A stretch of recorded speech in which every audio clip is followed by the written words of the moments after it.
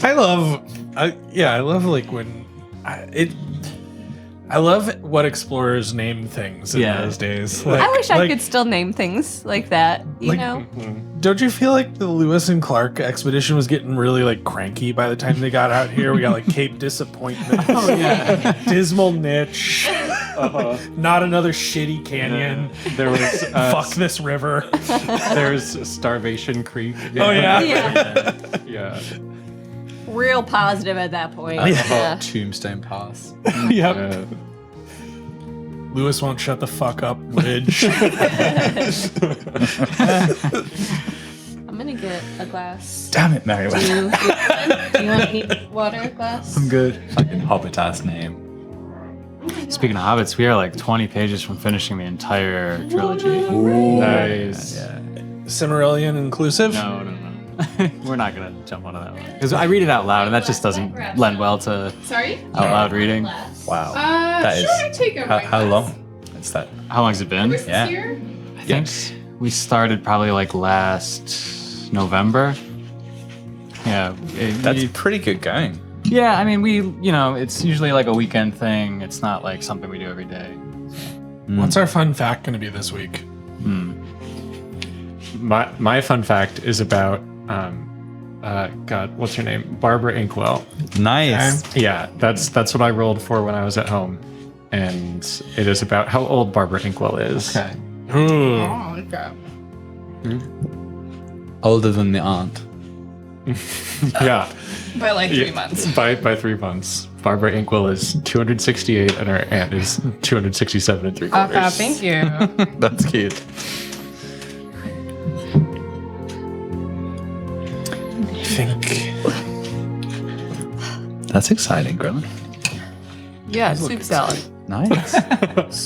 it's a soup or salad. Classic Chinese girl dinner. Oh. You got Just put, neuter. like, lettuce in there, and then the Trader Joe's. Wow. noodles. And a bunch of dill. And the leftover dill and onion from our dinner last week. Looks very appealing. And then basically it's miso soup mix plus the Trader Joe's noodles. Trader Joe's noodles. Trader nudes. Trader Nudes. They're very nice. And likewise. Reed, do you want to kick off? Yeah. Greta, we're starting with you. Oh, really? Yeah. So, Fuck, what happened last time? Don't worry. It'll become clear. Okay. yeah. So we open in a sunny forest clearing. Birdie, you are sitting there for your birthday party with all of your little forest friends. Is it a woodland friends themed birthday? Indeed it is. You have Mr. Rabbit, you have Little Ducky, you have the Great Bambino, a really big deer. Who else? Sebastian H. Bear. Yeah, who else was invited to your birthday party? I think one of the Are these wine keys. stuffed animals? These are real live forest critters. Whoa. Who have come out okay. for your birthday. I would say Mrs. Mallard and her 5 children. The tactical squirrel. Definitely squirrel. Wearing camo. And 3 little raccoons that are Just applauding.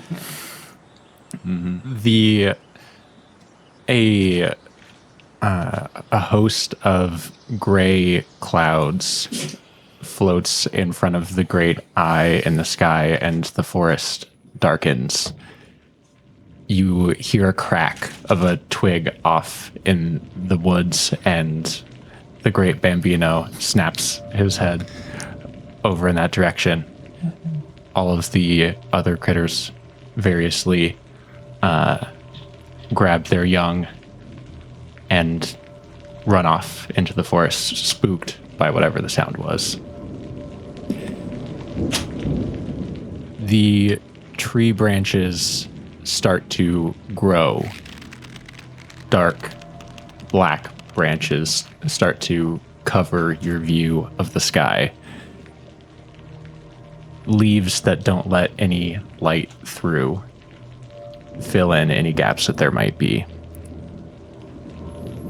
Your eyes close and open again, and you're in a different part of the forest. You see in a clearing still under this fully closed in canopy, but nonetheless a clearing in the forest, there are a group of elves holding torches, looking over their shoulders, running through the forest. And you see in their wake, and can feel in their wake, a reverberation in the ground.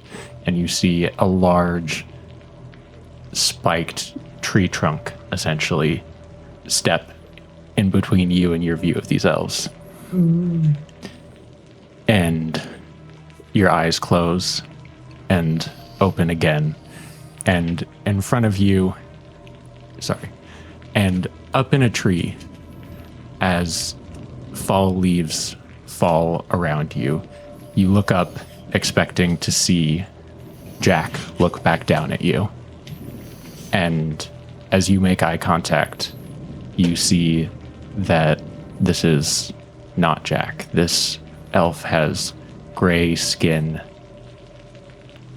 dark black pupils, and pointed teeth. And you can hear laughter echoing in the forest around you. Scurrying critters and just hunger and menace around you. And you run. You run through the forest. And as you're running, your vision bleeds back into Glimmer Falls here and there as you're running through alleyways and under pipes, through a sewer, returning to the Tangle.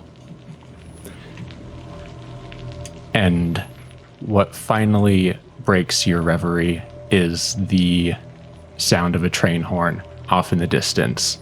And you look up at the roof of one of the buildings and you see that elf staring down at you.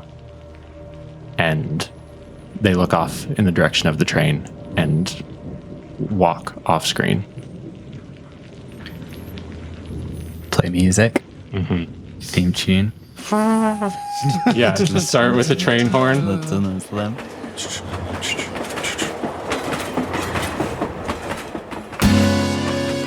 We merry band of thieves and ever vigilant vigilantes, sequestered underneath the bourgeoisie. In the shadow of the wall, they still tell tales of a gilded age, before the world was blighted by the fading and the forest pushed us all inside. We welcome you to Born to Die. Hello, and welcome to Born to Die. I'm your GM, Thomas, and we are here to play Blazing Dark. I have with me Reed. Hello, I'm Reed, and I am your also GM. I rolled this week and got Barbara Inkwell. Her fun fact is that she is 268 years old. And she started the Unblinking Eye back when she was a child detective at the ripe young age of 60. Let's hear from the rest of our players. Who else do we have at the table? I'm Ryan. I play Starless Thrain. Fun fact about Starless: he never thought to ask where his parents were. And by the time he did, he thought it was best not to. I'm Carissa, and I play Alara Phelan. And fun little fact about Alara, she loves her pigeons. She collects their feathers, and sometimes she ties them into her hair. Sometimes, yeah, she uses them. She puts them on a quill. Yeah, now that she's like starting to use a bow and arrow, she starts to like use them a lot more. So she's collecting some feathers. I'm Drew. I play Cove Landrel. The only time that Cove has been in trouble with his parents was when his childhood buddy was really sad, so he decided to give away the family dog as a gift without anybody knowing. I take it they found out. They did, and we had to let him keep it. Yeah, no takesy backsies. Yeah. Oh no, what was the dog's name? The first thing that came to my head was Tumnus, but we can't do that. Tummy. Yeah, there we the go. dog. Oh, so cute. Loved the belly rubs. Yeah. That was very generous of Cove. Yeah. My name is Greta, and I play Birdie, child detective. A fun fact about Birdie is, hard to pick. So much. I think that Bertie has tried to pursue a solo career in music now that you guys have given up on the band. And he tried to play at the Shrimply the Best instead of do comedy, and he definitely got some tomatoes thrown at him. What does Ferdy play? Is it a one-man band situation? Bongos and a beat poetry. Yeah. I think it's. Melodica. He's got some bongos, and then he's also got a jazz flute. Specifically jazz flute. Yeah, Yeah. he's not very good at it though. Well, it's hard to play when you're also playing the bongos. It's really just one note. And then there's some like spoken word, and then he continues with flute. And yeah. Is it playing bongos with your feet so that you can play the flute at the same time? No, they happen at different times Oh. in the same act. There's a lot of. It's pretty complex. It's like flute interludes between bongos and spoken word Yep. beat Yep. poetry. What if the spoken word, now that the Unblinking Eye is not being published, is your way of getting your stories out there? Ooh, A beat poet, a beat reporter. This is good. Yeah, wow. Bum, tricks. bum, bum, bum. There's a pie competition out on Pudding Street. Okay, very good. There was a cinema. Now it is ashes. Wait. No. Just to be clear, the cinema is still standing because of Fire Marshal Oh, Bertie. that's true. Yeah, it was Snails. almost burnt to the ground. Yeah. But there's snails. Okay. He wears a beret, of course, when he's doing the beat poetry. Yeah. Of course. Really dark sunglasses. Oh my gosh. A beret, but still with a reporter's notebook tucked in. Oh yeah. Of course. Yeah. Okay, let me bring an image to mind from the last episode. It's a dark, large, very large room. So large that we can't see the walls on each side. What we see is a door bursting open off its hinges and an elf rushing in. Shaking one foot as if it is pretty close to have been broken, pursued by security guards. We see this young elf bury an axe, a lumberjack's axe, into a very fancy-looking wooden desk, look behind his shoulder, shrug those same shoulders, and just dive headfirst through a plate glass window. And as we go into slow motion and we see Cove just realize what he's done, a good 80, 100 meters off the ground, just arms still in the Wile E. Coyote running motion as he starts to topple and plummet downwards with the broken glass from the window in like a effervescent cloud around him. We see below this undulating antennae twitching horde of little creaking gutter bugs that is going hog wild as they rush towards the door. Record scratch. I bet you're wondering how I got here. How did Cove get into this situation? What happened in the beginning of last episode? Who visited you in the dojo? Oh, That would be Jack, Yep. Yes. a representative of the Fellers, who seems to have made an impression on Bertie. Not just birds. Not just Bertie, yeah. There's Absolutely. horn dogs. Yeah, absolutely. That's a good point. Starless definitely was interested. You were fighting with Finn. Yeah. Yeah. Well, fighting is generous. Competing? Yeah. Well, I mean, in the sense that fighting would suggest that there's two sides that are matched equally. Starless more briefly objected. Was slid across the room. And Jack tasked us with a intimidation mission directed at the CEO of what do we call it? Natural Pastures Serenity. Farms. Serenity Yeah. Pastures Farms. Serenity Natural Pastures. Serenity Natural Pastures. Serenity Natural Pastures. Keep it all in. Serenity Natural Pastures. Home of the flesh-based meat nuggets. Creature-based flesh nugget. Creature-based flesh nuggets. All right, let's from the top. Yeah, let's have that now as a commercial. Proper yeah. commercial. Be a sponsor. Yeah, like so we're at halftime in a virtual game. Yeah, bing, bing, bing. Mm-hmm. You remember meat? We here at Serenity Natural Pastures sure do. That's the memories of meat are where we got the inspiration for our creature-based. Excuse me. The memories of meat are where we got the inspiration for our creature-based flesh nuggets. Hey, Mom! I'm hungry from a day's birch ball. What's for dinner? Serenity Natural Pastures, honey. Flesh nuggets. Serenity Natural Pastures. It's a lot like meat. Oh, very good. Starting Natural Pastures, creature-based flesh nuggets are not technically meat.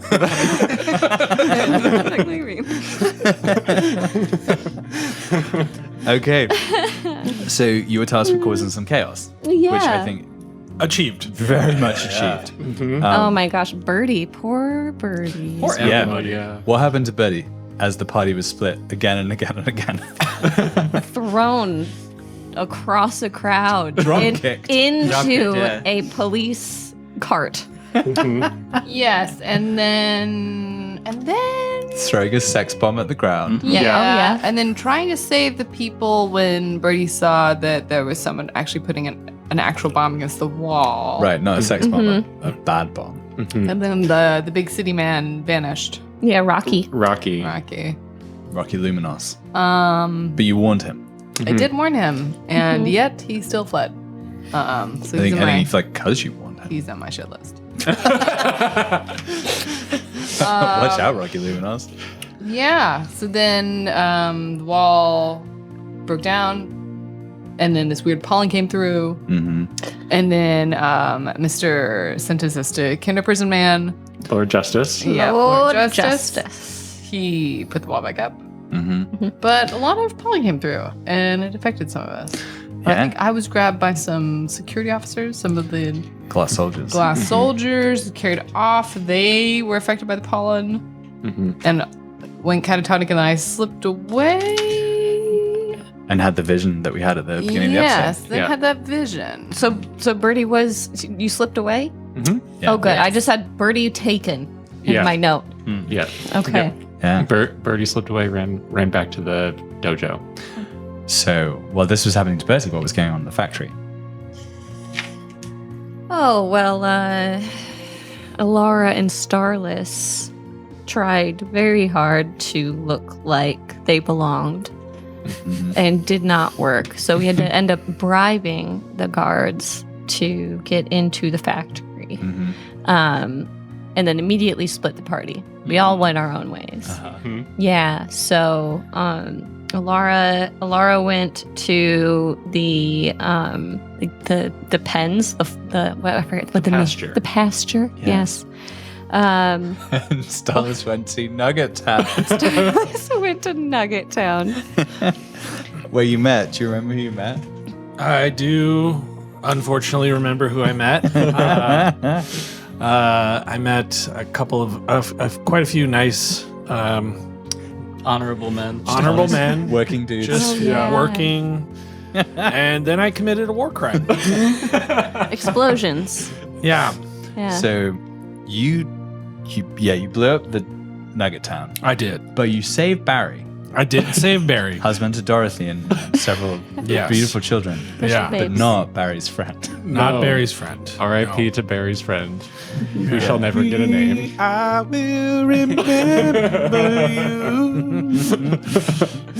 Yeah, but Barry then punched you in the nose. Yes, broken nose. Mhm. Yeah, I have that on the sheet. I have broken nose and ribs. You're traumatized. Oh, you I'm got, level 3. wait, how Or did you, no, you got it down to level 2 because you resisted. Oh, right. so how did you break those ribs, Dollars? So in a Dune style escape, where I hooked onto the belly of a gutter bug in my already badly injured state, and was dragged thereto. I don't know. Dragged out of the factory by said gutter bug Repeatedly trampled. after Yeah. being repeatedly trampled. So I think you attempted an actual Dune-style worm ride and failed miserably and just barely managed to hold on to the underside of one jitterbug. Absolutely, yes. Yeah, no, I'm imagining, like that, there's that meme formula where it's like a song that's like really inspirational, but then it's like in this shrill voice, like the Titanic theme, where where it's like, yeah, exactly. It's the Dune theme, but it's like. Trombone hero version of it. the bad recorder version. Yeah, exactly. Okay, love it. So that's Right. what was happening to poor Stars. Yeah, Jeff, we need you to get a recorder and play the Dune theme poorly on it, please. That'd be amazing.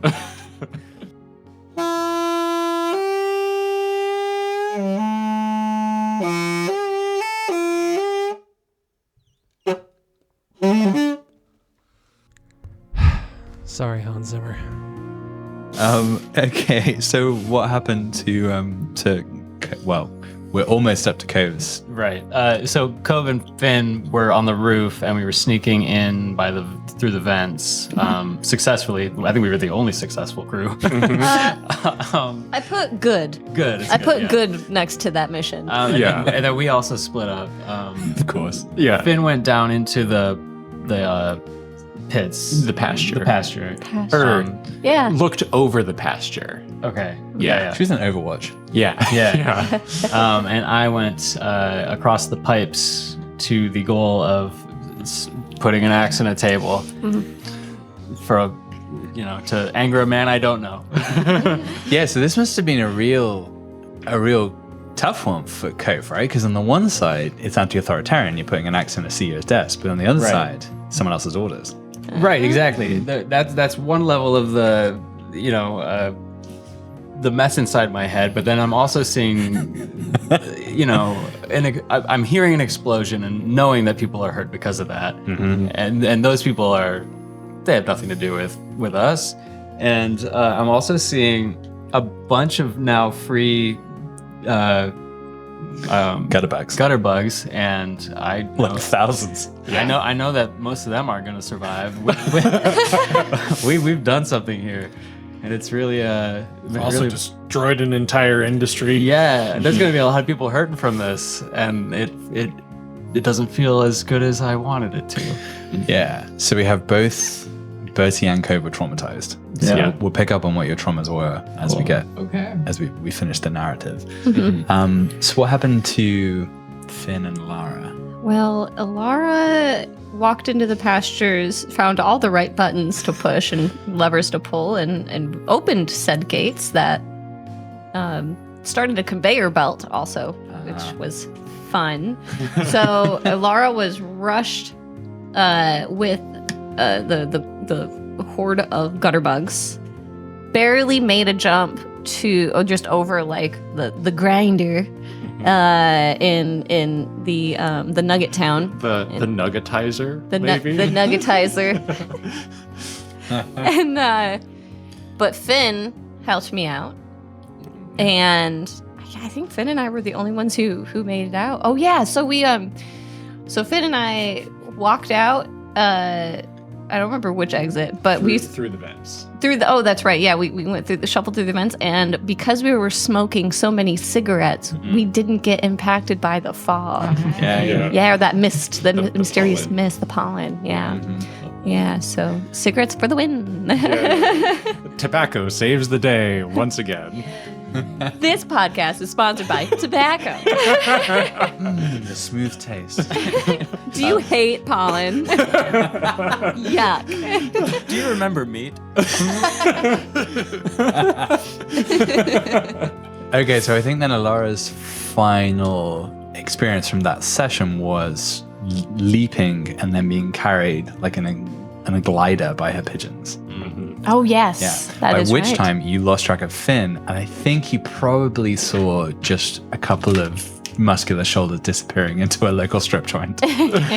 Because Finn's not with us today. Yes. Yeah. So there's going to be some definite stress alleviation going on there.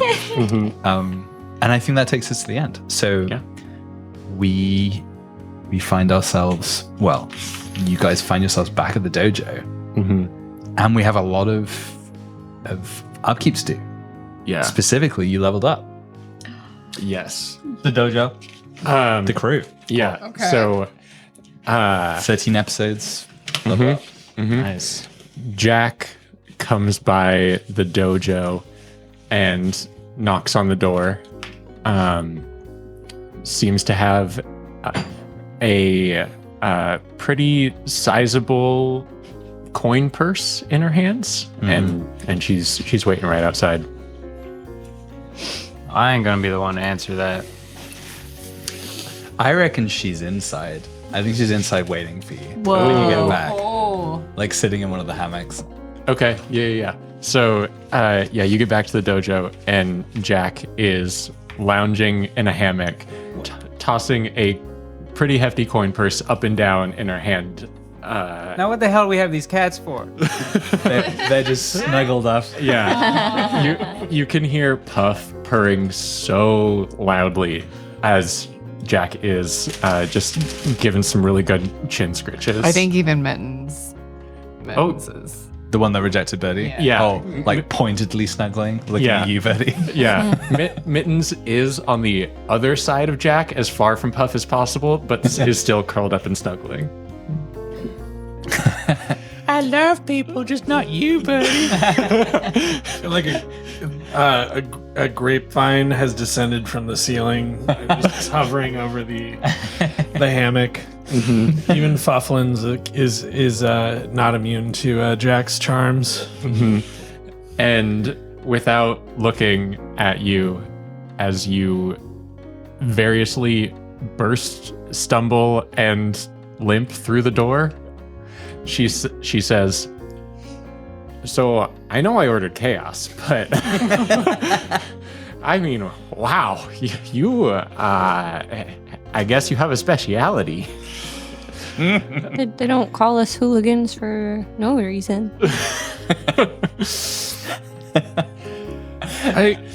Starless just goes to like lean against the door, and those broken ribs are just great. I don't even know Barry's friend's name. He had kids. He had a wife. Who's Barry? No, don't tell me about Barry. I can't handle anymore. Yeah, and Jack, she's in one of the hammocks up on the top level. It swings out, and she just gracefully rolls out, does like a little half flip in the air, and lightly lands 10, 12 feet below. And the coin purse falls directly into her hand after she had tossed it up right before she jumped. She tosses it over to Starless. I think you might have been the first person in the door, and you've been kind of standing there panting for a little bit. She tosses the bag over to you. I miss entirely. It falls onto the ground. Oh god, what if it hits you in the torso? Actually, yes. No. Because Ow! yeah, Jack threw it super accurately, hits you right in center mass. Yeah. You I crumple to the floor. And then I start crying. into a pile of knots and slivers worth 5 coin. Yeah. Oh my gosh. That's exactly what we need. Convenient, isn't it? Yeah. Weird. And she strides over towards the door and says, you know, they're making a whole big old fuss about some crazy hooligans who tried to assassinate Rocky. There's been a whole lot of talk, but I haven't heard anybody talk about a reward. And that's strange to me, so I guess someone might be looking out for you. Well, I mean, what is Rocky? I don't guess I don't know a whole lot about Rocky. Is Rocky that like known enemies? Gather information? I think? I Yeah. will attempt to gather information. Yeah, and Yeah. this will be like what do you know generally, but also what Jack might be willing to tell you. Exactly. And do I roll or do I? How? I think it's a gather information with consort. Actually, okay, so this would be it. So you can either do consort, and this will be specifically trying to figure out what Jack's Yeah. willing to tell you, or you can do another one that's more broad, like Yeah. what you've picked up over time. Yeah. Well, and I think Birdie might say, well, that's because I tipped him off. That's why Rocky's still alive. I did hear something about a Victorian child. That seems to be the one they're focusing a lot of their ire on. And she glances over at Birdie in a very dilapidated Victorian child outfit. Lollipop's so dirty. Just over one shoulder. Black. Forgot about that outfit. It's like still smoking. Yeah. It was on fire at one point. And crumpled up paper stuck to it. She just goes, If there had been some kind of reward, which I honestly expect there would have been, I would have turned you guys in a long time ago, but it seems you're safe for now. You would have turned us in even knowing what we just did? How crazy we are?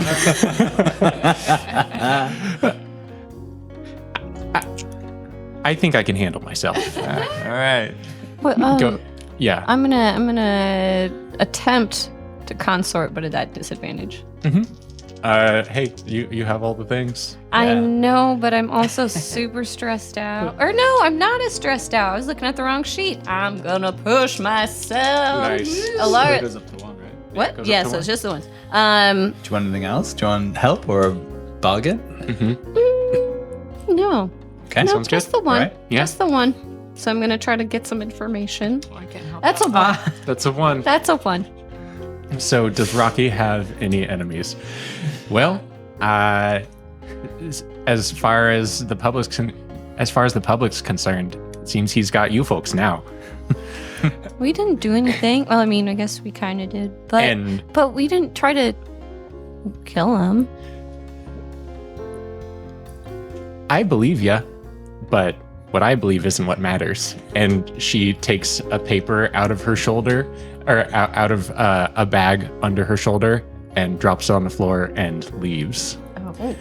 And you go and pick it up, and it is like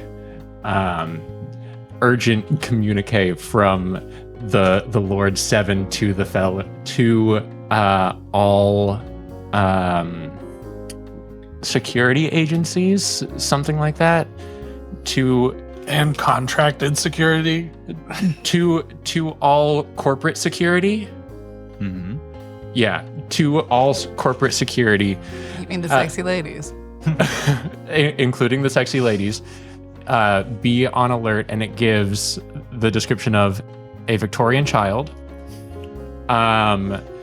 starless with a mustache, because I assume that was your workman's disguise, and Yes, it was. yeah, Alara, the living needler, and a pretty good description of Finn, because she saved a Serenity Natural Pastures employee who got a good look at her. Okay. Actually, no, it was behind a wolf mask. Yeah, wolf mask fan. Yeah. And burly wolf masked thug. Use extreme caution. Do not approach.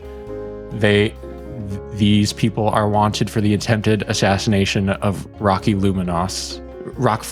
Luminos? Lord Rockfort Luminos.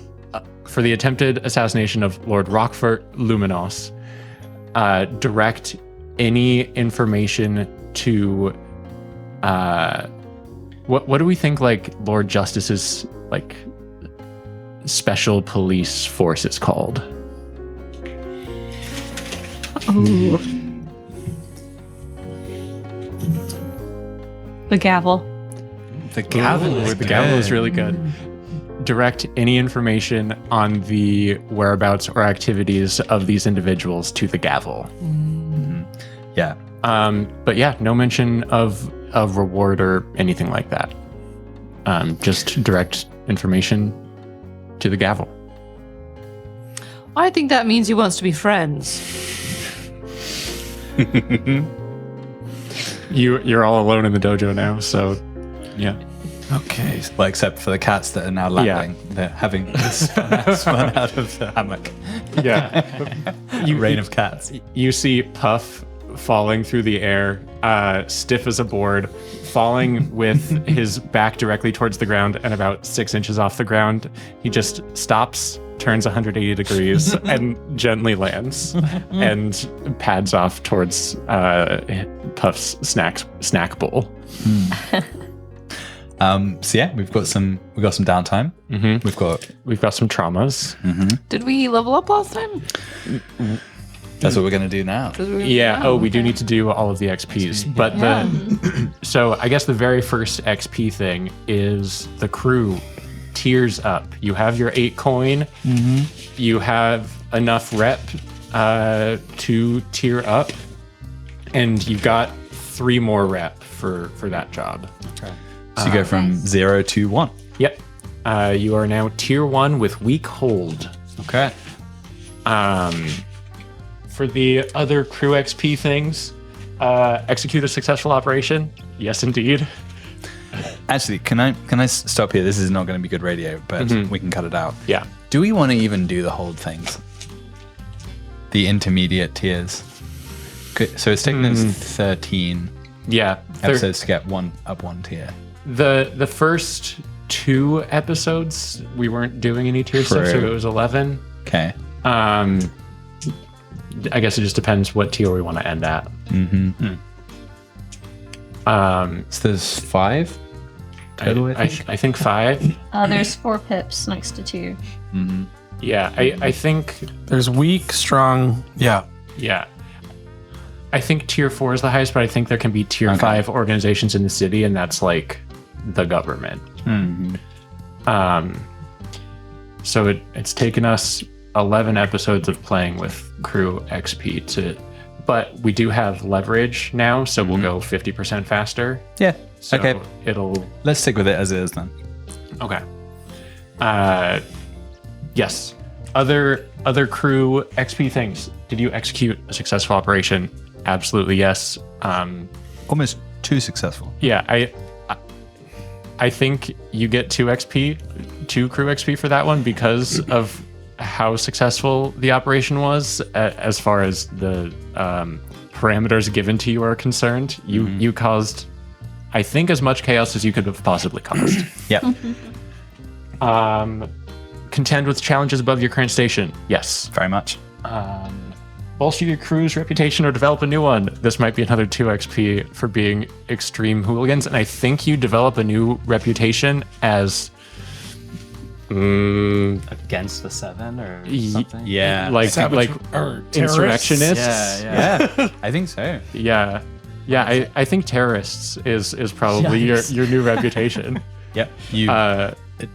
So far as everyone else is concerned, attempted to assassinate the head of the Lord 7 and blew up a factory. Yeah, basically. Yeah, blew up a food factory. Yeah.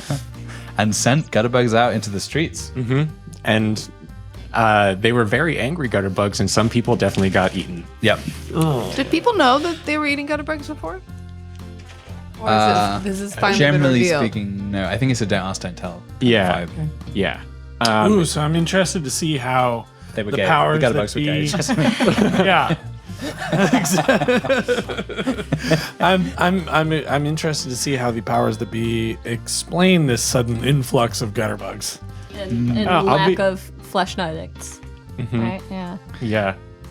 Lack of flesh nuggets is explained by an explosion at the factory. Presence of gutterbugs is obviously the terrorists who blew up the wall and let these terrifying creatures in. Yes. Yeah, absolutely. There's never no do that. connection. Clever couldn't- government. They'll get you one way or another. Yeah. Express the goals, drives, inner conflict, or essential nature. Yes. Are we Very much. back up to 1, 2, 3, 4? That was a 6, I think. Are we back up to 8? Can I borrow that pencil? Yeah. Thank you.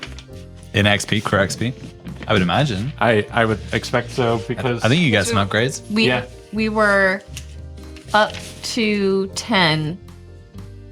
We used 8 to level up. Oh, sorry. So, rep and crew XP are separate things. Oh my gosh. So you got 3 rep and 6 crew XP. Yeah, reps for leveling up, XP is for like upgrading your base and Okay, things. so we Yeah. have 3 rep. Who was an accurate sheet? Because mine's horribly inaccurate. Mine is no longer accurate. 3 rep. Yes. And how many XP now? 6. Yeah, we should be Yes. updating that one. Yeah, we really should. Yeah, if we're in a situation where Carissa's record keeping has been taken off base.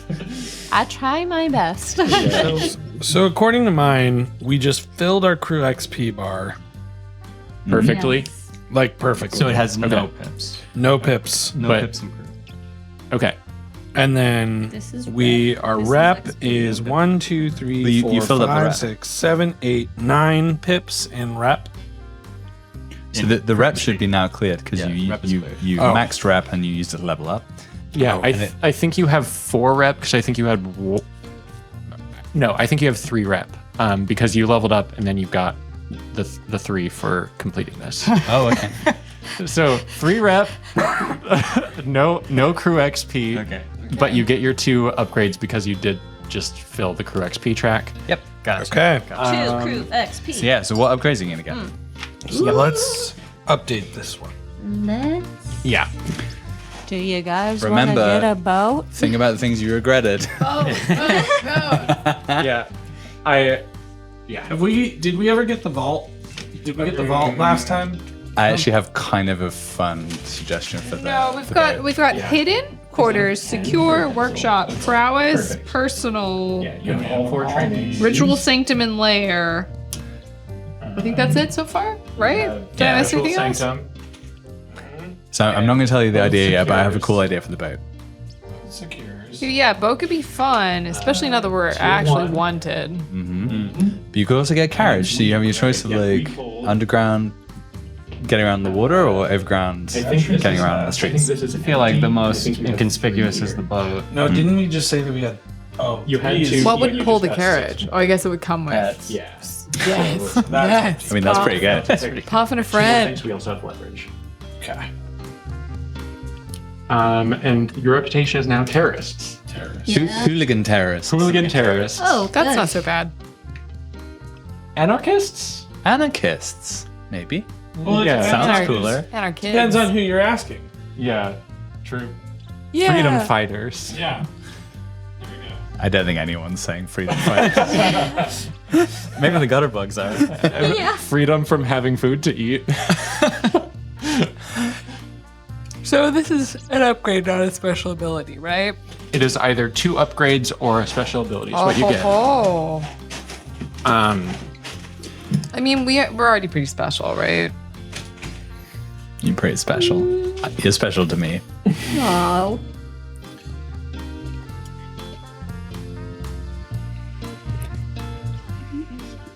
Explain synchronized. When you perform a group action, you may count multiple 6s from different rolls as a critical success. So if you and Alara do a group action and you roll a 6 and Alara rolls a 6, then that counts as a critical success. When usually it's only a critical success if one individual person rolls 2 6s or more. What's quality? What's like doc? I mean, document sounds super boring. So, you know, Thank you. when Cove was trying to pick that lock, and you're in a corp headquarters, so the tier was very high, much higher than you. It was really hard to pick the lock because the quality of the lock was much better than your abilities. Okay. So you can get quality equipment that makes you better than your tier. So you'd be like, oh, I've got these sweet like molybdenum lockpicks. Cool. Whoa. Yeah. And I think quality applies to like different categories of Things. equipment. Okay. So it's a way of being more powerful than you are. Yeah, so for lock picking, it would probably be quality implements. So yeah, that could certainly be helpful. Implements and gear could be nice to support Cove's trinkets. What's the difference between tools and implements? Or not Starless's trinkets. Huh. Great question. I didn't even see tools. I mean, I don't think a lockpick is a tool, or is it? Oh god. Yeah, I'm immediately So, second guessing myself. right? Did you make D&D calls them thieves' tools. Are they tools or are they implements? What the heck's an implement? Did you make the sheet? Okay, so Implements is part of a this weapons says and to tools are freeload of definitely tools different. or Yeah. gear. Weapons and tools different. okay, so let's go through this list. This is wait, sorry, are we looking at this? Leap thieves. Why are surgical Leap thieves. Why are surgical implements not tools? This is such. There's a distinction. What's the whole list of these things? Oh, here we go. Documents, Okay. gear, Yep. implements, Yeah. supplies, tools, weapons. Everything feels distinct except for implements. Well, what about gear? Gear is like your armor and your Like a rucksack? And your tent. You know, you're gonna go camping with your gear. Right. What's supplies? supplies is good food and ammunition. Maybe Yeah, potions. supplies run But out. is ammunition weapons? Who designed this game? I don't think you'd call it. Damn it, John Harper. I love this. Ambiguity works in our favor, and we Yeah, could basically just use these things to do most of the things that we want. Do you have the rules over there? This is the Oxford Dictionary definition of an implement. Idiots went to Oxford. A tool, Oh, great. utensil, or other piece of gear, especially. You literally uses two other words in there. That's a good option here. The dictionary defines tool. Okay. All of the above. So I'm going to make a ruling then. So for the things that are distinct, like that's fine. So we know what weapons are versus tools. If you choose any of those other tools, implements, then you get the benefits. I think weapons. Well, no, but I mean, Alara is kind of getting into the deep end of Killing people. killing people. So she, my arrows would be kind of cool if I could if they wouldn't break every single time I shot them. Now, we could also make things that are non-lethal. Those are still considered weapons. Well, I mean, the arrows don't have to shoot at people. I could shoot at things. Yes. So to give an example of this, it might be like if you were shooting at someone who was really high tier who had like some cool ass armor, Yeah. that your arrows would just like glance off them or shatter unless they were higher quality, and then they might get through. Yeah, I don't really know. Oh, Cove, I know you really are against it, but I I'm think not it'd be even. really helpful. I don't know what I am right now. You are supporting Elora. That's the number one goal. So go on ahead. Load up on warfare. I'm gonna go give away some cats. What? It's my MO. There are people who need them more than us. They're our defense system, and we clearly don't have enough of them because Jack of Wellbed. Okay, so what are you doing with your upgrades or your special abilities? Like, how are you spending this? Elara's vote is upgrade quality weapons. If there's any oppositions. Yes. What do you want, Bertie? Birdie wants a motherfucking boat. That would take both upgrades to get the boat. Can you say it in Bertie voice, please? Bertie would like a motherfucking boat, please. He worked really hard and he lost his lollipop. Bertie, I think the only He way. almost died multiple times, and now he's really stressed and traumatized. I think the only way to decide this is through. A cage match. Okay. What would Birdie name this boat? I can also tell you a bit about the boat. Quiet, you. Okay, so this is not a boat that you buy. It's a boat that you would find the next time that you go down your sewer grate, down the ladder. And it's a boat that's been put together by the bots. It's their little bot town. So Bureaucracy bot is the captain of the boat. Well, it's not going to be a good getaway boat. And Rizbot's like doing a salute. It's like, oh, hi, my mateys. So yeah, it's a it's a rowboat? it's a robo boat. It's that's crewed good. by the bots. Out of whatever they can find to put together. So it's actually going to change over time. Okay. Rizbot is an excellent seaman. Now that Nice one, Starless. now sexual. now that everybody's looking for us, a carriage might also be a good idea.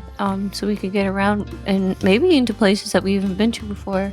And you could probably get a carriage from the Barrowman now that they're a friendly faction. Might not be a bad idea. We also still don't have a vault. And we're getting a lot of money. I'd say wait one more level up for vault. Okay. And get So, because you only need vault to tier up, and it's going to be a little while before you got it. but Bertie has a question. Do the sewers connect between the lower levels and the upper levels? Not directly, no. Okay. There are Glimmer pipes that pump raw Glimmer down into lower and refined Glimmer back up, but those are not Things conducive to children life. should go into? Yes. And we So the only thing have we an know- idea for what the barrier is between the two, basically, because you know that the middle tier is like full of canals. It's like a Venice. So it's like it's weird that they're not, but they're not, and there is a reason why. Well, and we have an elevator, right? We have discovered there's now a heavily guarded At Reclamation Rail, at terminals. reclamation Yeah. rail. Yep, that is the only way you know of at the moment to go between tiers. And I'm guessing that our carriage would not fit into the elevator. Oh no, the elevator is huge. It's a giant freight elevator. Yeah, it's a real warehouse district. Interesting. Okay. Yeah, the operator, legend tells, looks like the pop artist Andy Warhol. Andy Warhol. Yeah, Andy Warhol is the elevator operator. It's actually Wandy Arhole. Arholian. Elfish. Yeah. It's like yeah, it's like a land boat. Can we just put wheels on our boat? No. What if we get the boat to do both? You do have to choose. Do we want to roll for it? I mean, to be fair, I cannot choose. I cannot choose. There are a lot of districts we haven't explored in the lower. What do we call the lower? The lower district? tier. The lower tier. Yeah. In the lower tier. Or the new city. There are also a lot of companies that we seem to have learned about haven't blown up and yet. and have not. Yeah. haven't even discussed. The night is young. Yeah. I mean, so most notably, so there's Down Under Farms, who you haven't come into contact with directly, and also Starforge. Yep. What's Starforge? Starforge is like the metal and Iron smelters. iron smelting. Yeah. Yeah. Okay. That's Yeah, in we haven't- Meltjoy district. Yeah. We've come into some contact with the Down Under, So we are. but not Down Under Farms, I No, guess. right. Where So are we again? Which is so we're in the is lower that a central? subsidiary of the prison? Is the prison privatized? the prison is in the middle of the Down Under. Okay. Down Under Farms grows all the grain in the cabins, and then they make bread and beer and all kind of grain-related products, cereals, breakfast cereals. What about the smokestack? Have we been there much? No. That is part of the lower Sunpool district. So it also has Glimmer Corp facilities. Okay. And we were in the nest yesterday. The nest is where Serenity Natural Pastures is. Serenity Natural Pastures is Yesterday. the nugget producer. No, I don't have any interest And in also textiles. swapping tiers anytime soon. I'd say we get a boat because we don't really have any business up there yet. Yeah. And, you know, I know it's very important to Birdie, and I think Birdie put in a lot in this last mission. Yeah. I at this point, Bertie just wants to leave it up to fate, and he'd be happy to roll for it. Weapons versus Wait, I think No, carriage versus boat. land boat versus wait, but sewer boat. there was also weapons. That was There on is the thing. also weapons. You know what? We can wait on weapons. All right.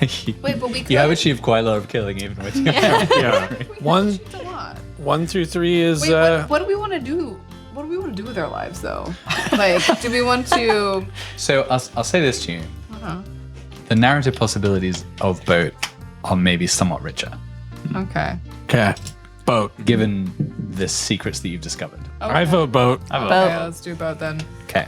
We've been got a boat. Okay, so I mean, we fill in both boxes. Both boat boxes. both those boxes. So, so Both bot boat boxes. So what does it look You like? know what this means. What is this boat built by tiny robots? Captained by Bureaucracy Bot. Well, I think First mate Rizbot. I think the first step is that we get to name it. Does Bureaucracy Bot not delegate to Captain Bot? Bureaucracy Bot mostly sits at the captain's table, I think. There's not a lot of work going on from Bureaucracy Bot. Right. Okay. Delegates the sailing of the boat to Rizbot. Rizbot then persuades other bots to do its work for it. All right. I get the organizational hierarchy. I love it. Can it be like they were starting to build it a little bit before our hideout transformed god worships? So can it have some like Kimba Oh, hell yeah. symbology? Yeah, absolutely. Kimbology. Symbology? Symbology. Yeah, totally. Cool. Maybe like whatever Kimba statue can be like the maidenhead. I love that. Yeah, Kimba. Kimba, the figurehead. Yeah. That's wrong. That's different. Hey, Although Rizbot might have included one. what if it's a cool ass submarine? That would be amazing. I mean, we know what Rizbot would shape that like. And Fufflins would approve. Yes. All right. All right, there you go. So you climb down the stairs to the sewer and you see this it's pretty ramshackly looking. It's made of all kinds of odds and ends, but it does have Kimber at the prow. Cool. And you just the little the round handles on submarine doors. Is there a name for that? Hatch? Yeah, but the handle. Yeah. You know, the handle you turn. The spinny guy. The hatch, the spinny guy, the handle. No, it spins there out. is a name for this. And it opens. the lever, The round lever. That's definitely not it. But anyway, we're The getting flange. we're getting distracted. The door opens on the top of your brand new kick-ass submarine, and Rizbot pops his head out. What does Rizbot look like, Starless? I mean, I think we established this with Finn's sketch. So for the sake of our audience, So Rizbot is tall, conical. wait for a bot. For a bot. so Yeah, so about 3 feet tall. Oh, that's bigger than I pretty expected. Yeah. Cylindrical, but kind of tapers off at the end. He has Like a kind of like a rocket, more like a mushroom. Wait, that doesn't taper off. It gets bigger at the end. Well, and then it tapers off. Okay. And then he has a charming smile. He gets around on wheels. Okay. And has 4 articulated arms. Cool. Sunglasses and a mustache. Sunglasses and a So he's very pencil. Formed phallus. Is that what you're saying? I mean, well, now that you mention it, yeah, perhaps. Yes, he has a pencil-thin mustache and some sunglasses. Yeah. So this is the bot that opens the hatch on the top and pops his head up, looks at you guys, and is like, "Hey, you guys, come on in the cool submarine. We're gonna go cruise for babes." Oh, Rizbot, you're so cool. I think Rizbot might be cheering me up right now. I was pretty down. You want to cruise for babes, Yeah, I Cove? kind of do. Come on in, you guys. Well, Finn's but- Finn's gonna be real upset. She's missing out on this. So she's probably got a bunch of babes of her own, huh? Oh, Finn's always got babes. Yeah, so you get a tour of the submarine. Bureaucracy Bot takes you around. There's a lot of rules. Oh my god, there's so many rules. the hatches on the doors are called dogs. Dogs. Sweet. Dogs. Now we know. One of the rules up on the walls is always call the spinny hatch thingies dogs. That sign is up everywhere. Proper terminology is required. Yes. Otherwise, you will be prosecuted to the full extent of the law. Of sewer law. So, what are 3 features of this submarine that a regular submarine might not have, but it has because it's been built by bots?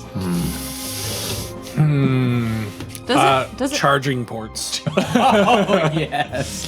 That's where very my mind went. Oh, Oh, we're such a good team. we're so Okay. simpatico. Charging port's nice. and it fits all of us? Inside the submarine? Yeah. Yeah, it's I was it's about pretty to say tight. we don't have Okay. charging ports. Yeah, it's pretty tight. There's like spare robot parts, kind of. There's a room dedicated to just spare robot parts, and it's like hanging from the ceiling, just arms and legs hanging. Right. And mustaches, different mustaches. Yeah. The medical bay. Yeah. Do we bring any of the cats with us or no? Do they stay at the dojo? They have to defend the dojo. I mean, which cat would be most likely to want to be on the submarine? It's water. I mean, I think Mittens would come just to like scratch me at night. So Okay. I don't want Mittens to come. Mittens the submarine cat. Yeah, definitely. Okay, what else? What are the bot features? I mean, it doesn't have to be robot features, but things that the bots might have added. There's a bar. And that was part of Starless's programming. Yeah, I was gonna say that seems right. They'd be like, you need alcohol. Our oil It's not is alcohol, your though. It's different types of oil and lubricants. I was wondering if there are Futurama bots that run on alcohol. Oh. Well, yeah, no, I think that I'm gonna have to. No, I think that that's actually how Starless was surprised and disappointed to find out that they didn't know what to stock the bar with. So he did bring some of his own private stock. And I think that, it is customary to christen a new boat by breaking a bottle on it. Great point. On the outside. And I think we brought a bottle of wine from upstairs. Oh, from the Landrel vineyard. Yeah. And when we brought it downstairs, maybe it was like the dead Feller's wine. Maybe that's the one that we used to christen the boat with. The reserve Tangletini. Yeah. And Which none of us would like to admit that we enjoy. right. It does taste really good. But I think once we christen the boat with That it. one. I thought it was something you stole from the collector, but no, you mean with the actual dead fella in it. Yeah. It's got a kind of like a woodsy flavor. Full to it. body. Full bodied. It's Two full bodies. Cove, what was the last good year for Landrel? The last really good vintage for Landrel Vineyards. That's a good question. And I'm thinking this is the one that it was it was better even than anything that Trellis produced that year, and that was a huge coup for your family. Okay, it would have probably been when I was around 5 years old. It's actually it was when I was 4 years old, and that's my first formative memory. The joy that I felt my family feel that's what gave me the love for it. So yeah, when I was about 4 years old, that was our best quality. Hey, let's just pick a year. We don't. all right. We don't have anything on the calendar yeah. yet. Yeah, we don't have. Do we have any sort of calendar? 16,725. Were we thinking we would have before fading, after fading? Because we're about 52 after fading, if we want that to be our calendar system. Yeah. So you were born after fading, Yeah. so it would be. It would be 40? Yeah, 44 AF. Okay. All right. That's the vintage. Or, sorry, 34 AF. 34. Because we're at 52. Math is hard. Yeah, 34F. So that was the last really good vintage. And I think you have a few bottles of that left. So now we know Cove's age. Yeah, I guess we do. Not bad. He's 22. Yeah. Okay. I'll never tell. I'll never tell. Okay, so there you go. You've got your submarine. Did we name it? No. Birdie. What is it? Birdie. This is you. Bureaucracy bot has just been saying insert name here. Birdie, we've got. And Riz Phosphine replying, insert name here. I think it's the. All these bots. I'm just going to talk to myself all day as bots. I think it's the teaser torpedo. He's a torpedo. Wow. That's really nice. Nice. Love it. There you go. You got yourself a boat.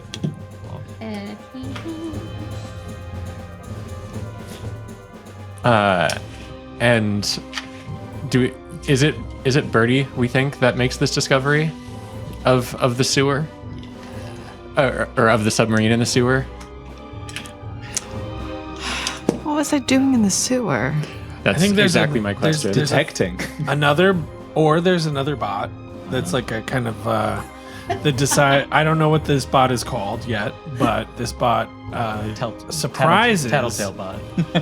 surprises Birdie for Birdie's birthday. Oh. And also maybe Birdie sees Mittens, and Mittens is, upstairs, and Mittens has an adorable sailor hat on, and Birdie's like, oh, Where'd you get that hat? where'd you get that hat, Mittens? Yeah. And then Mittens like prances down the hallway, down toward the sewers.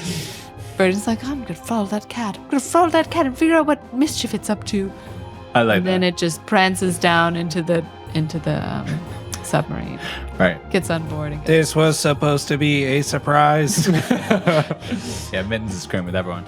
Yeah, and it actually turns out Mittens is on for a shift. He has a real job down there. I mean, it's good. He's an engineer cat. He's really smart. He's like, you gotta give it to him. All right, there you go. That's your upgrade. Yep. Cool ass submarine. Yeah. In between Jack paying you and Birdie discovering the submarine, what's going through Birdie's mind? I don't think very much, because Birdie is 100% stressed out. And Or you have a trauma is essentially what I'm asking. yeah, I've got. You're asking me what the nature of the trauma is. Yeah. I think that Birdie is starting to feel his sense of his own mortality for the first time. I don't think Birdie's ever been injured before this. Right. Before he was drop kicked. Like a little Victorian football. And that wonderful Specky, that he went to such great lengths to save, just burst in his hands. Yeah. So, I mean, how's Birdie responding to these memories of a life that he wasn't able to recall previously? Oh, that. Yeah. In the forest. I would say that that's also part of his wrestling with his sense of mortality. The fact that he is now thinking that maybe he's not a child. Is he perhaps wrestling with his lack of mortality? Considering the implications of long life, Well, no. all my friends will be dead 20 times over. I don't think so. I think Birdie just thinks like he's really old and like he might be close to the end of his life. Oh, like Benjamin Button. oh no, like the Barbara, Oh, yeah. because you've seen Barbara recently, and she's very frail Yeah, exactly. and very gaslightable. Yes.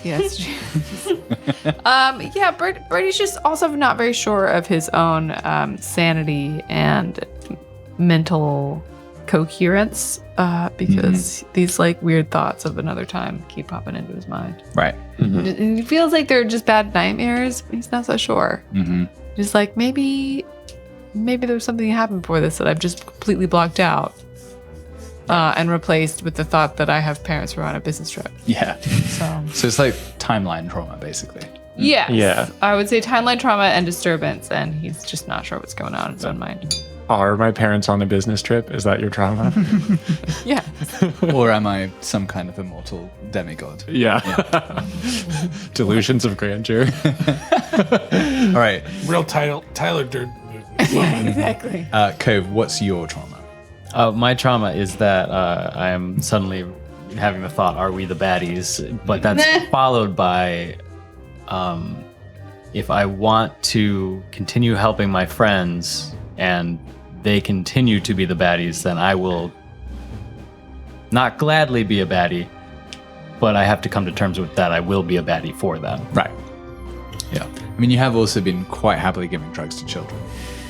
I don't consider that bad. That's public service, damn it. Just expanding their minds. And you're like looking over, and Alara's like, "Can we get some more fucking weapons? My ones aren't lethal enough." And I'll be happy to do that because you want it. This is not a reflection of our marriage. I do not force him to do things. Okay, Chris, for the sake of the podcast, we all have to maintain the potential that we're all sexy and available to our audience. Oh, sorry. We can't mention. Everyone's single, everyone's ready to mingle here in the podcast. So join the Patreon. Is this like a K-pop group? Is that? There is a tier. We're like a K-pop We group. signed a contract. There is a tier in which we send nudes. Or at least I do. But it's always Rizbot. I mean, we could definitely get like a Rizbot AI. Like A Rizbot OnlyFans. chat Rizbot. Oh, yeah. Oh my god. Yeah. Program. Chad Rizbot. Okay, sweet. That's really good. These are good traumas. Yeah. We need to do the player Oh yeah. XP and all that, right? Yeah. Yes. That's the whole episode. Yeah. I mean, last episode was pretty action-packed. Yeah. Yes. Yes. I mean, we're having fun. Yeah. Hey, the audience is having fun. Yeah. Don't worry about me. It's so much fun because I only see all of you whenever we get together because I'm not married to any of you. It's true. It's crazy. This is so crazy. You spend the week in between going on hot dates Yeah, mostly. with podcast fans. Exactly. Only the top Patreon subscribers. Yeah. Yeah, that's the Top two. maximum Yeah. subscriber. Oh my god, it's so expensive. Yeah. Again, pro sex work podcast. That's the sugar daddy tier. Sugar daddy tier. We do need to name our highest tier the sugar daddy tier. Yeah, who wants to go first for individual XP? I mean, I got a lot of stress, and I have a lot to drink. Wait. off. Wait, we need to level up. We did the XP before XP. downtime. Wait. Did you XP get traumatized as well? I think everyone got traumatized except for Did you manage to avoid Finn. it? I managed to avoid the stress, so I didn't get traumatized, but I did get harmed. Okay, Yeah. so you're just very okay. harmed. Yeah. Yes. Yeah, I think it was just Birdie and Cove. Because wait, can I get harm without trauma? Yes. Oh, yeah. Those are Okay. different. Oh, Yeah, good. Yeah. Yeah, totally. So, I have both. how badly hurt are you, Starless? I mean, so surprisingly, Starless is not. All that's happening is he's got his broken nose, and he's. Wait, I think you had broken ribs. Broken ribs. Oh, right. You got level 1 and level 2. Oh, right. So I got the broken rib. I misunderstood. Yeah, you resisted a level 3 harm, which would have been dead. Level 4 is dead. Level 3 is Internal bleeding? Yeah. Yeah, something extremely Really bad. Yeah. So yeah, Starless is right. Currently, he is laying in bed. His entire torso is black and blue. His nose is crooked. Because Barry was rightfully upset, and I think Starless is kind of he has the power to heal himself, the know-how, but he's sort of wrestling with whether or not he deserves it. I mean, Starless Starless is really traumatized right now, even if he didn't get trauma, because he did, in fact, get so caught up in the technical aspects of this sabotage that he cost the lives of at least one Barry's friend. person who was just doing their job and was in fact interested and quite friendly and welcoming. He also, to add to that, he betrayed Barry. Yeah. His new slightly racist friend. Yeah, which he does count that against Barry, but considering the circumstances, he can't really use that to negate his guilt. So yeah, Starless is pretty fucked up right now. He every movement is agony. And he is definitely going to be hitting the bottle pretty hard to begin with. Okay. So you're drinking your way through your stress. Yeah. All right. So let's see. And rather than asking, we do. Wait, I thought we do XP first. Oh, right. Yes. Sorry. We can do XP whenever. Yeah. It's mad. Just tell me one thing. We warned you in don't episode 2 Rhino. that it was going to be wild. Yeah, we can do XP after downtime. It doesn't really matter what order we do stuff in. Okay, great. Then I'm going to roll. Yes, please. So I'm imagining you're lying in bed, you're just chugging from a bottle, and you're like, I don't deserve medical help. Yeah. And I'm listening to Elfiot Smith. Yeah, it's just having myself a good stare at the wall. Yeah. All right, and so Just drinking and weeping. Yeah, so I'm trying to remember. It's just the one dice. It is Make an attribute roll with using your your character's lowest attribute rating. Okay, yeah. I have to do this every fucking week. I can't believe this. He's a stressful boy. My lowest attribute rating would be resolve. So I have a couple no pips, so that would be 1 die, right? Mm-hmm. You have 1. I have. Oh, that's the number of skills in which you have a pip. Is the oh, number of got dice it. you Okay, roll so for then I this. roll 2 and take the No. lower. No. You roll 1. You have 1 pip. Oh, so you it's roll 1. Got it. You look Okay, at I'm it, so look sorry. at the column. 5. Okay, Yeah. great. So I get rid of 1, 2, 3, 4, 5. I'm now at 2 stress, and I don't want to push my luck. Sense of relief. Yeah. And a brutal hangover. But Yeah. you feel a little bit better. And You as don't you- remember your troubles as much. As you breathe out with that sense of relief, your ribs just Yeah. yes. Oh, they hurt so much. Yep. Absolutely. Yeah, there's a little. And you're out. You're out of coin because you spent all of your coin to level up. Yep. No, didn't we have 1 left over? No, we spent it all. You spent 1 coin during your last job to bribe your way in, so you had 3 and you got 5, and you spent all of it to tier up. So, Alara, what's your first downtime action? So you all get 2 for free. Yeah, well, Laura just found we have a really cool submarine now, and it's a nice close it off space that she could hotbox. Yeah, Rizwa's like, come on in. Drugs and babes. So yeah, she hotboxes the new submarine. Mittens is in there. And Mittens' eyes just get so red. The world slows down. Yeah. And I think Mittens likes you, starts like rubbing up against your leg, starts cuddling in a little bit. Laura is just laughing to herself, just giggling.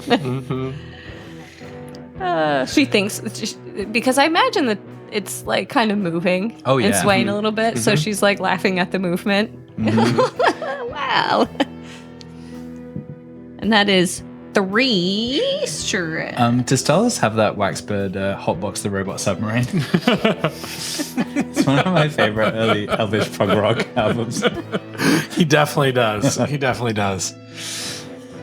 All right. Box the submarine. Cove, what's your first downtime?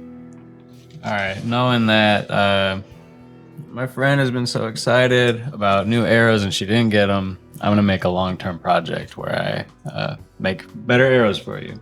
Oh, very nice. I think Cove may have a crush on Alara. Yeah, no, Starless has noticed. We were kissing the other day. That's true when you had those Starless remembers. bird lips. Yeah. So remind me what I roll for a long-term project. So we have to determine how much it is. So I think we can say, I think it's pretty reasonable to say it'd be 4 to raise the quality level just on Alara's arrows. Yeah, that seems reasonable to me. Yeah, cool. Not on weapons more generally, but just on the arrows. Yeah. So long as you can tell us how you do it. All right.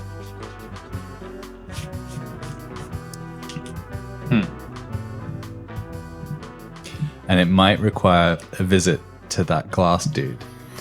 Oh yeah. Yeah. A real fan favorite. Fog. Something Fog. Mr. Fog. Yeah. Excuse me. Oh, that echoed pretty good. Really resonant. Yeah. I sneeze loud. Yeah, you head on over to Mr. Fogg's shop in the wet market. Are you there as Cove or as the Needler? Well, I'll go as Cove. Okay. Let's see. Foghorn Leghorn. Why, hello there. How are we doing this fine afternoon, sir? Oh, I'm all right. I had a friend who came in here not too long ago and bought some arrows and. No. I do not sell arrows, as it were. I do, however, sell chopsticks, drumsticks, and all other forms of glass rods. When I said arrows, I meant signs that you put on a wall to indicate where to go. Arrows. Of course, I do have those. And he pulls out just like a neon sign, basically, glass tubes. These are quite expensive when you fill them with Glimmer, but they do their job well. Now, let's say I need those arrow signs to just be a little bit more durable, because they're gonna fall from the wall. Well, I would advise you to invest in some sturdier attachments up onto the walls. It seems like he's talking about these arrow signs and not arrows. And Jesse, it'd be so fucking rad to have like neon glowing arrows. Can we Glimmer, imbued arrows. That's so fucking cool. That'd be awesome. But I think if I tempered the glass, gave it a little extra work, I could perhaps figure something out. Can I like roll for wink? I think you just need to say I want drumsticks that glow. So if we're not paying for this though, like in coin, what's Cove providing to him? Like what's the bargain? Oh sure. Yeah. And I have an idea for this. You're lending your design expertise. I think you're lending the Living Needler's expertise. Okay. I think Mr. Fogg does occasionally get harassed for selling drumsticks and chopsticks and various forms of pointy glass tube, and could use the help of the Living Needler in scaring off some of the kind of like inspector people who... Health and safety. Yeah, health and safety people who on occasion harass Mr. Fogg. Yeah. All right. Well, I know the Living Needler. I take speckies of him. The newspaper commissions me. Why? Do you mean the prickler? I mean Cactus Man? Yeah, I mean Cactus Man. But yeah, I can. The mighty edge. Some people call him a porcupine. The prick. But yeah, I know him, and I can have him, keep an eye on the place and make sure no one bugs you. Well, if I could have that sort of guarantee that I could sell my drumsticks without interference, well, that would be quite valuable to me, and I think we could work something out here. All right, so Glimmer imbued. It's gonna take some doing, but if Mr. Fogg can't do it, ain't nobody can. Then I sure hope Fogg can do it.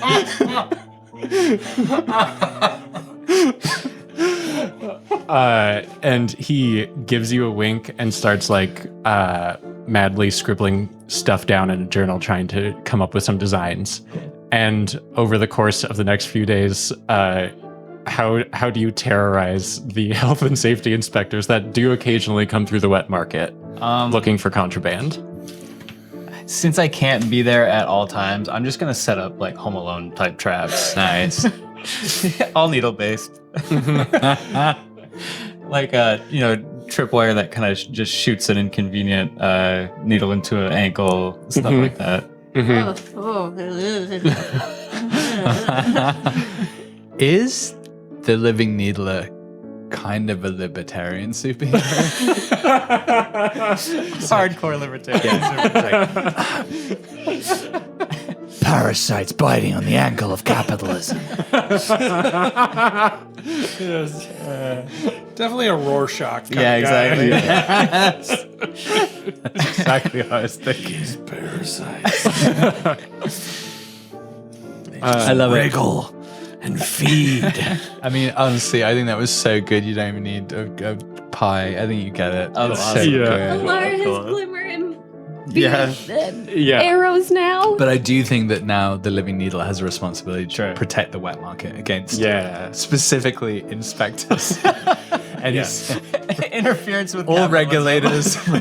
Well, Prindo's gonna appreciate that too. Yes, most definitely. Yeah. Tax collectors for sure. Uh-huh. Yeah. I think the arrows are kind of like glow sticks. Like you, they don't glow by default, but as soon as you pull them out of the quiver, they twist a little bit, and like the two fluid chambers touch, and they start to glow. Yeah. Cool. That's awesome. That is pretty cool. Very cool. Mhm. What is the effect of Glimmer? I think it's either corrosive or explosive, and I don't care which. Both are super cool. Do I have to decide now? Nah. Nice. Okay. Maybe it's like a Hawkeye sort of situation. Yeah. Maybe you have a handful of different ones. Yeah. Ooh. And you can also just light stuff up. Yeah. Yes, for sure. Sweet. So yeah, your arrows are +1 quality when Illuminating, that comes into corrosive. play. Yeah. Whatever we need. Oh, Cove, that was really nice. Yeah, you seemed down, and I was down, so it felt good to do something nice. Oh, thanks. These are really cool, and I mean, if I don't need to, I won't kill anyone with them. that but means a lot. If I don't need to. Define need. Mhm. it's more of a moment, decision. You know, like if it could give me some coin or some Yeah. XP or Or like, if someone makes me joy. really mad, or if I'm bored.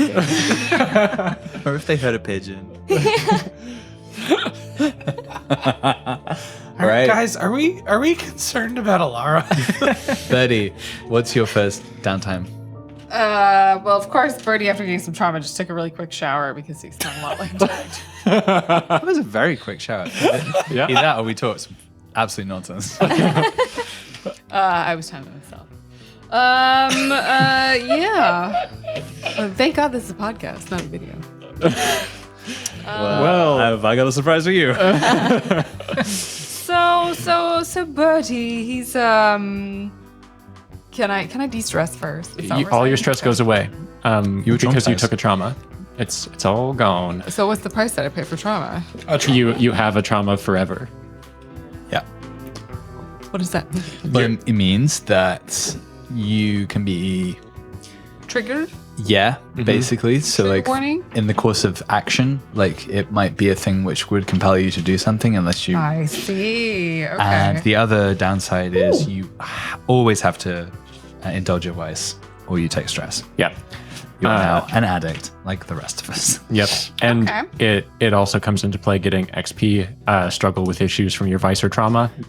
Trauma is one of the things you can struggle with. That's one of the advantages of trauma.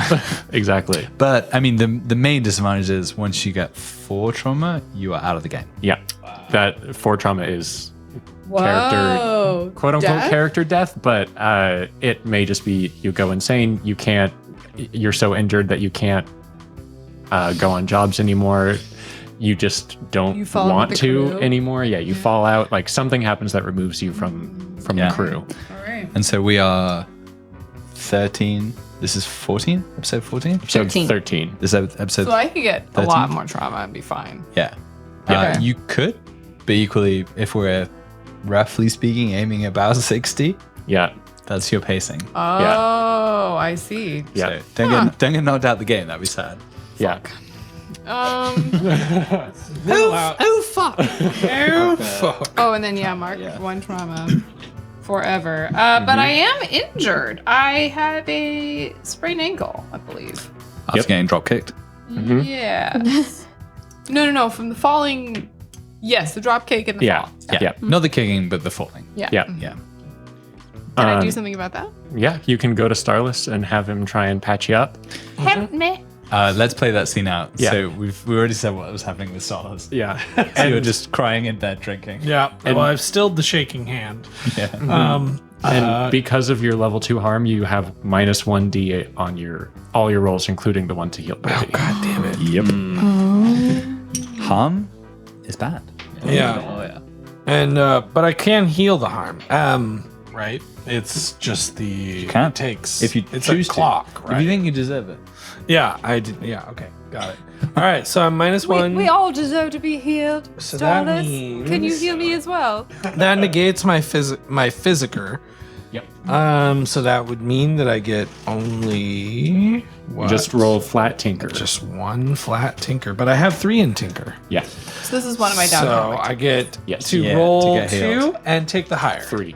No, You have roll 3 and take the higher. All right. So I think the way that we do this is that you come in, and that's hey The door opens. hi Birdie. The light hits your eyes. Ah. hi Birdie. What can I do for you? Well, I'm not in very good shape, old chap. Oh yeah, it looks like It looks like you're also not in very good shape. But I was going to ask if you could help me with the sprained ankle. I got drop kicked into a crowd. right now. Into a cage. That's pretty amazing accuracy, actually. Yeah. Kobe. How'd the bomb work out? Oh, just a charm went off. Everyone, did the thing. Oh what? Oh, Very distracting, but then my eyes light up. But What then- thing? But then they there was that explosion, so they all died fornicating. It's really dark. And They it's- they went I'm out. not feeling very well because of it. I keep vomiting. You know, they at least they died doing what they loved. Well, they were compelled to do They by were my just bomb. compelled to do it. Yes, yeah. Doesn't really quell my guilty conscience. And I tried to ask our Lord, what's his name? Fufflins. Fufflins. No, the guy. This one of the 7. Oh, Rocky Luminous. Rocky Rocky Luminos to save them, but he just pooped himself out of existence. Look, I know you've made some choices, but I really can't recommend drinking enough. But he doesn't dabble in any substances, thank you. Okay, all right. Well, come on over here. I'm only 7.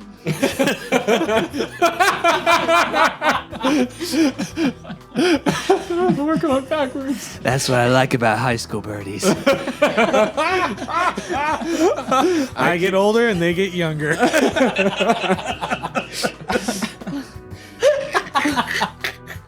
Oh, it's a pretty drunk podcast, this one. What's that a reference to?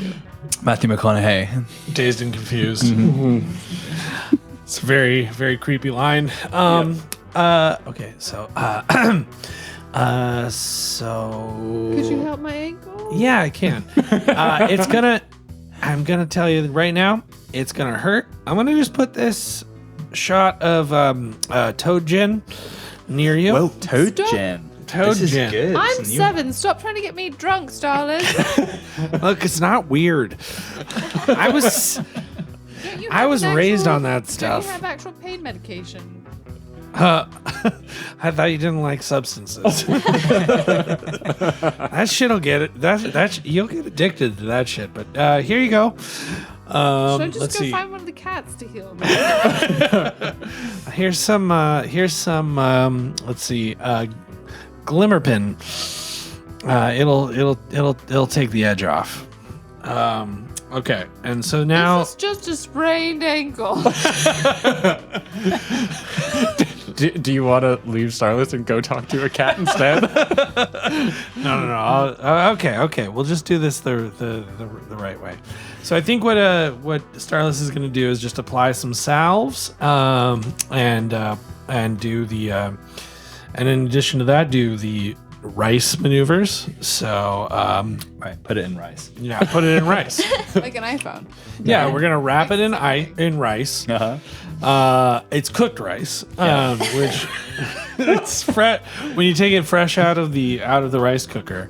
The heat actually like reduces the swelling. And, and then as it cools, it kind of compacts into like a cast, which stabilizes the ankle. The rice method.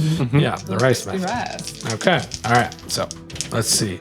That's a 1, a 5, and a 6. Sweet. Okay, you get 3 pieces of your healing clock. So you're almost there. Yeah. You just got to wear that rice cast for like a day. Yay! All right. That's it. How are you doing, my friend? Do you need any I'm not great. chit chat? Little heart to heart? No, I think I'd rather be alone.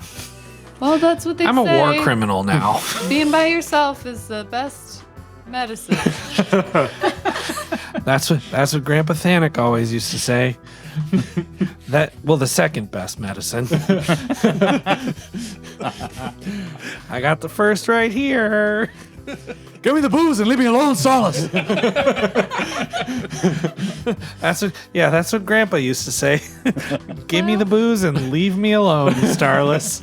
You can rescue your grandpapa and can get to the bottom of these horrible deeds. Maybe we can redeem ourselves. Okay. Chap? Yeah, that sounds great. Okay, bye, Birdie. Birdie comes over and says, "We're all in this together. If you're a war criminal, I'm a war criminal too." And gives him a hug. Starless starts crying. Yeah. Both because he's getting a hug with broken ribs. Because he's made a 7-year-old a war criminal. Yeah. Okay. Yeah, none of this is like a healing crying. This is just pain. Yeah. Let it all out. All right, who's next? Did we go through? Alara pops open the dog. Ooh. Yeah. The dog of the submarine. Just a plume of smoke pops up. You just hear, "We're terrorists." And Mittens is there in the sailor hat right next to you, just nuzzles in especially hard when you say we're terrorists. Cats are all terrorists. Yeah. And so she's gonna spend the next amount of time. She's still riding a high a little bit. She's gonna study these new arrows that she's got. She's gonna work towards a sharpshooter on her playbook. Sweet. Nice. Yeah, which is perfect. I'm just gonna I don't have this yet, but I can push myself to do one of the following: make a ranged attack at an extreme distance beyond what's normal for the weapon, or unleash a barrage of rapid fire to suppress the enemy. So that in combination with some of these cool arrows, it's a beautiful combination. That's awesome. So she's gonna work towards that. Sweet. So what was that specifically? As Training playbook. That is training, playbook. personal training. So was that the dress-up chest? Dress up chest. Yeah. What did you get out of the dress-up chest? To She train? wants to look like a sailor too.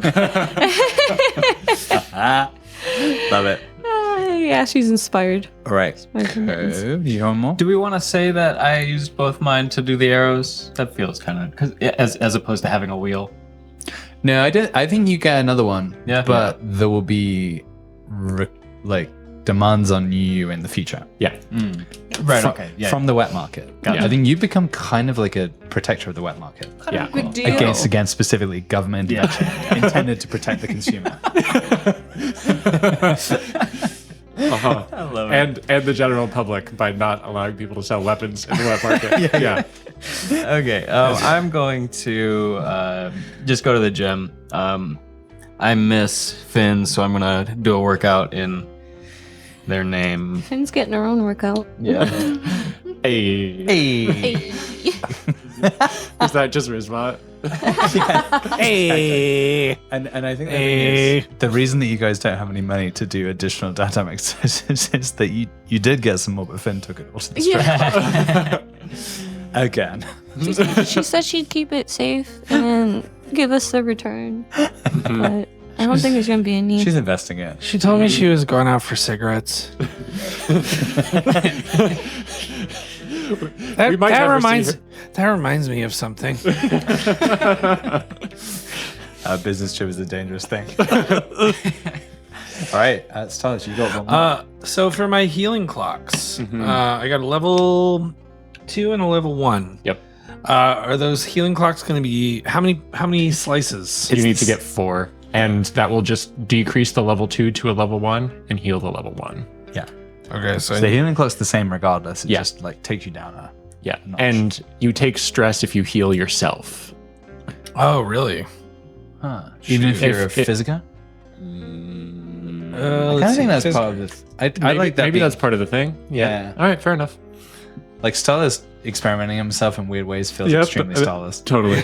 All right. How are you experimenting on yourself to try and heal? So I think I'm kind of like rooting around in my nose with some implements, trying to straighten the cartilage. And then also, of course, applying the rice method to my ribs. Yeah. So I've just buried myself in rice. You're like a warm rice. You're like a little gothy sashimi. Exactly. Well, no, nigiri. Nigiri. Yeah, exactly. I've actually wrapped on the outside. I've wrapped some seaweed, some sewer weed. Yeah. And so let's see how I do. That is very bad. That's so bad. It's a 1, and a 2. Oof. You get 1 out of 4 in your healing clock and nothing improves. Damn. And you're just stuck in that. Yeah, I actually. Stuck in that nigiri. Are you sure you want to stay over there by yourself in your room? Oh, got it. I see it. Sorry, what? You sure you want to stay out by yourself in your room? Right, sure than ever right now. Yeah, so I think your penalty here is whatever the next thing you do, you have to be dressed as sushi. Can't take that rice out. No. It's basically concrete right now. Yeah. Reminder: if you have a trauma and you don't indulge your vice, you have to take a stress. Yeah. So I did indulge my vice. Yeah. You all are pretty consistently indulging your vices. Oh yeah. Yeah. We're a stressful bunch. Indeed. It's a stressful world. Yeah. Who else has an action remaining? Birdie? Moi. But so how if I haven't done my XP, how do I know how many slots I have left to fill? Do you want to do your XP for last time before you decide what your downtime action is? I do. All right. We can do Birdie's XP. What's your first question? So I did roll some desperate actions, so I did those last time. You addressed a challenge with deception or influence, 100%. Very much. You're a Victorian child. Yes. Yep. Okay. All right. You put that wherever you want. I'm going to put that in my playbook. Yeah. Express beliefs, strives, etc. Yes. Yes, I did. Very much. Struggle with issues from your vice or trauma? I mean, because I got a trauma, can I say that I did that? No. Damn it. Yeah, you have to struggle with it after getting it. Yeah. So even today's doesn't count. You if later today you struggle with your trauma somehow, or that would count. But yeah. Wow. Yeah, so the example might be like Cove is holding onto the edge of a building with one hand and like, please help me, Bertie. And you were like, oh, but the forest. I see. Okay. It calls to me. All right. Do the Swan 7? dive. Do the 7? Are they supernatural beings or no? They're elves.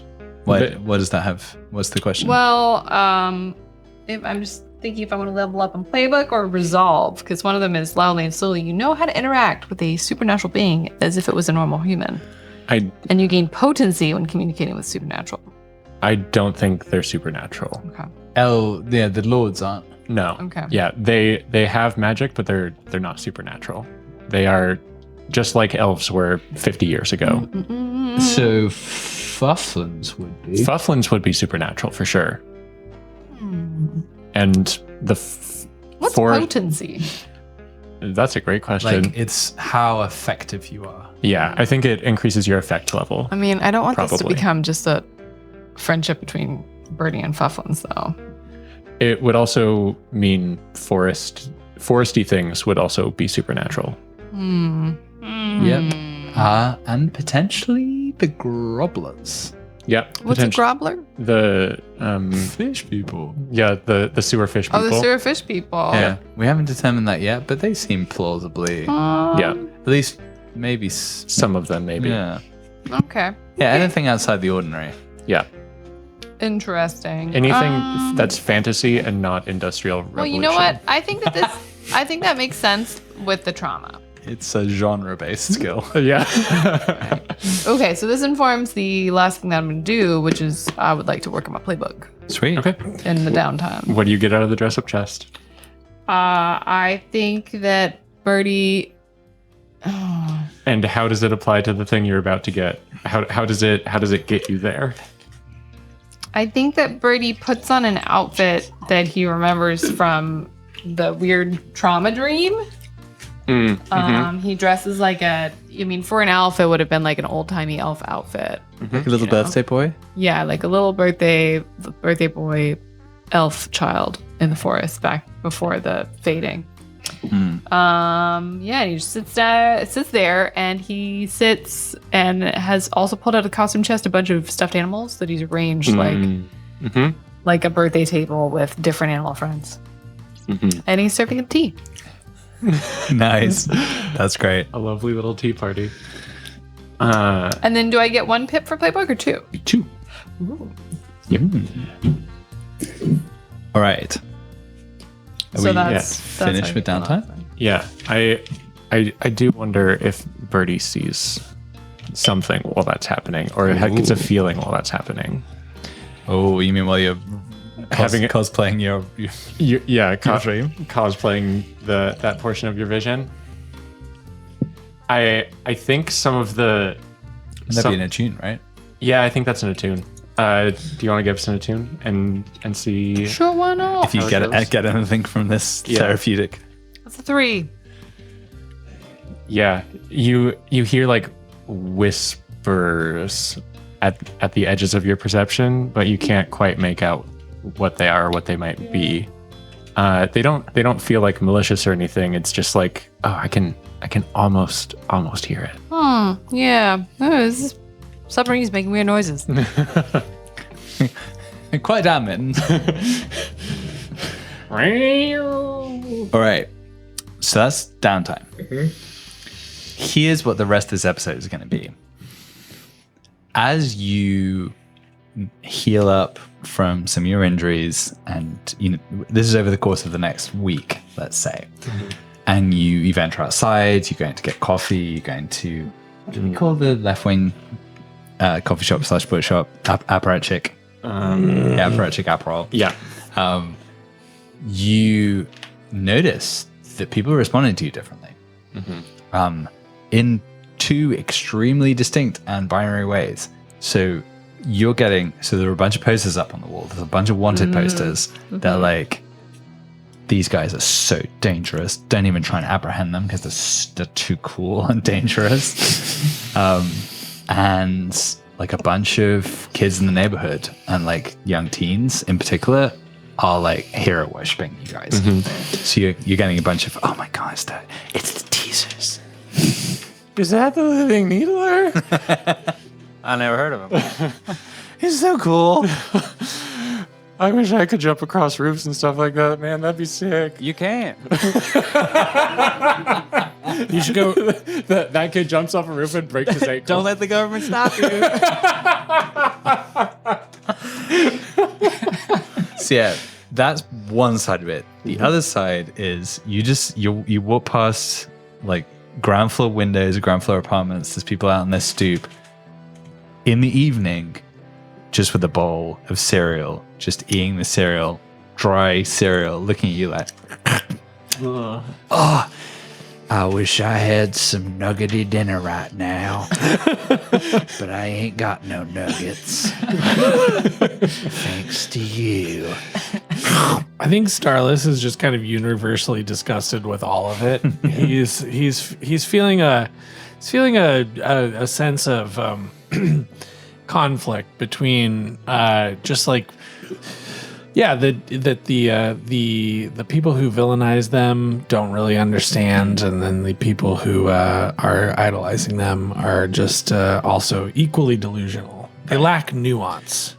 So the people are hungry. I think this is a reality that you notice over the course of the week. You have disrupted one of the two main sources of food for the city. Yeah. And so the poorer people are having a tough time. Yeah. So the prompt for you guys for the rest of the episode is, are you going to do anything about it? And if so, what? And with that, I'm going to go get myself some snacks. All right, I think Prindo might be able to help in this situation because Prindo is kind of a known, like she scrapes by. So I feel like we might be able to lean on her to be like, hey, I know you know where the goods are at, and we need to distribute some of these goods a little more broadly because of what happened.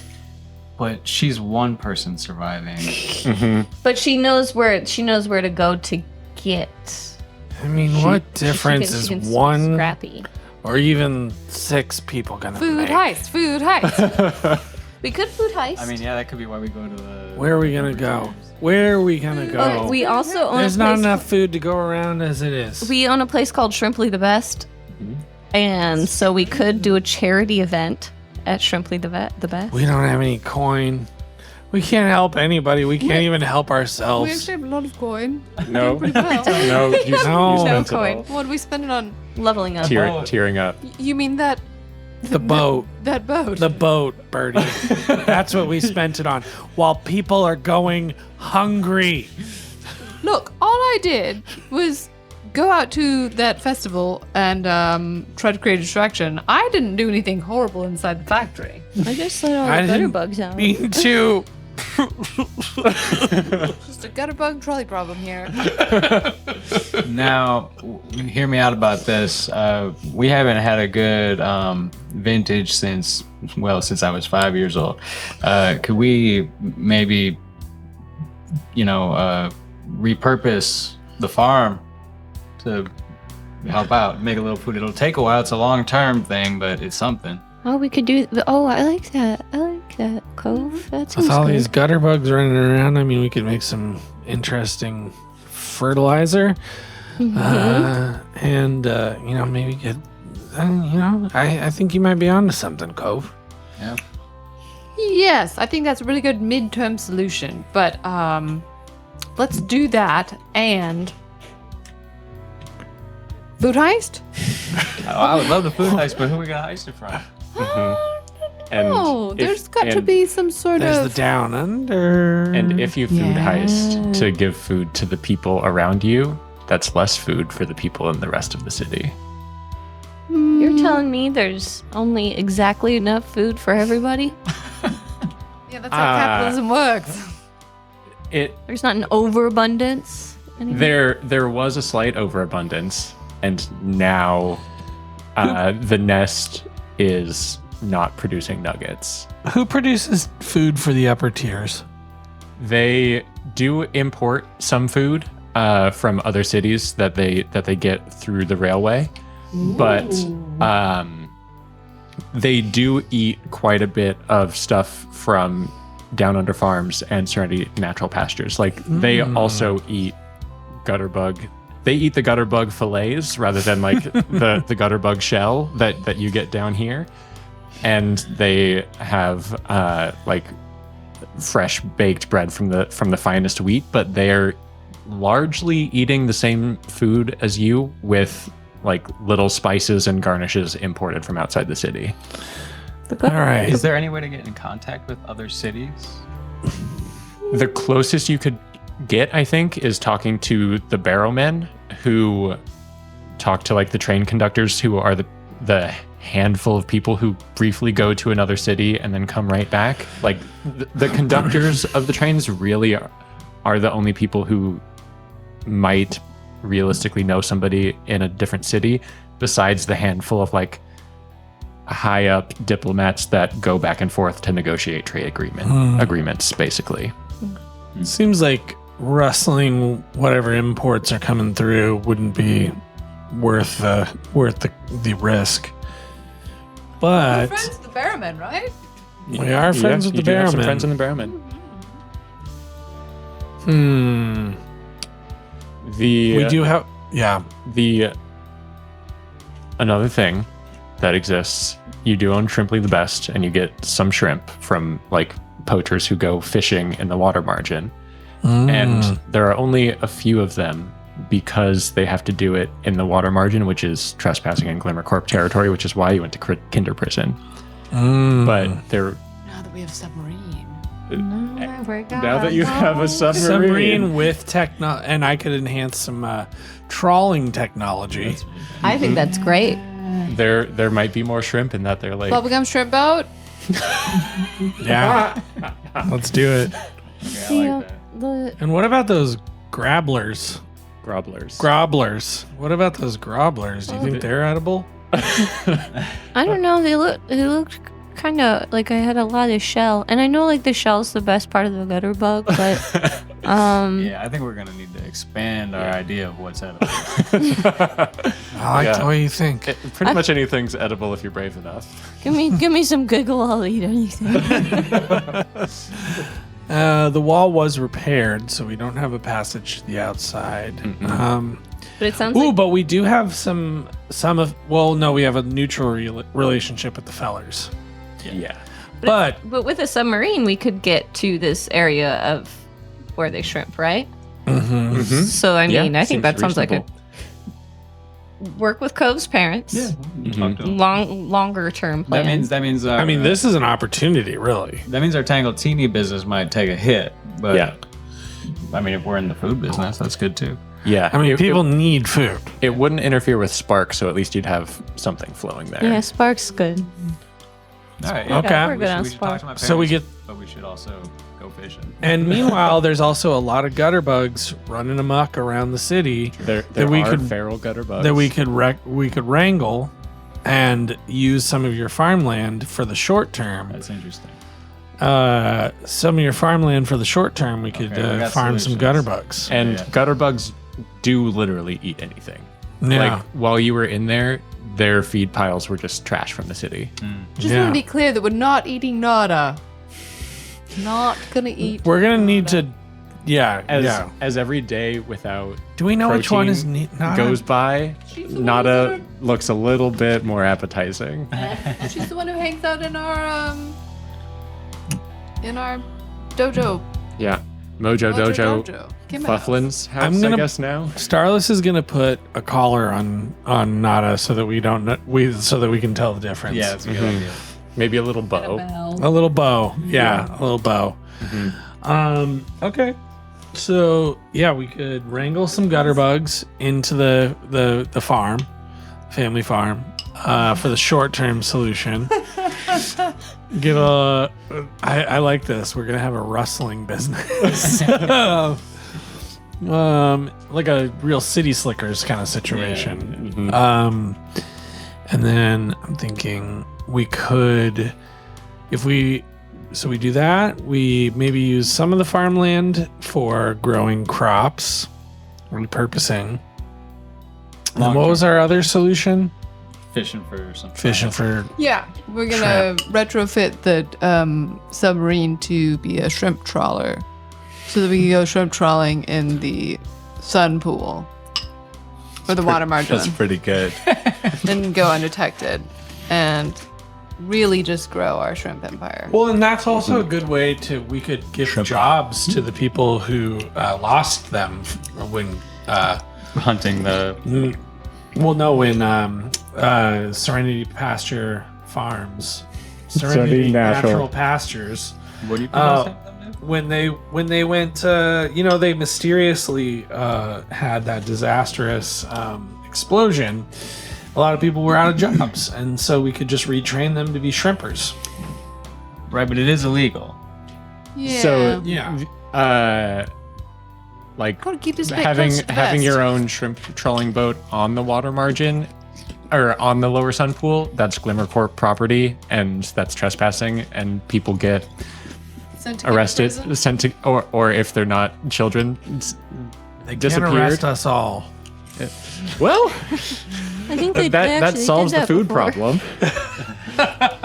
Fair. Okay, so what are the answers to the challenge? We've got shrimping, we've got Shrimping. And of course there are shrimp related jobs which are not the fishing. There's a lot of processing. yeah. We've got wrangling gutter bugs That's fabulous. and Wait to kill and eat? Yeah. Yeah. yeah, I see. Not nada. because thousands of them escaped out into the city and they're holed up who knows where. Can they be milked? I don't think so. Okay.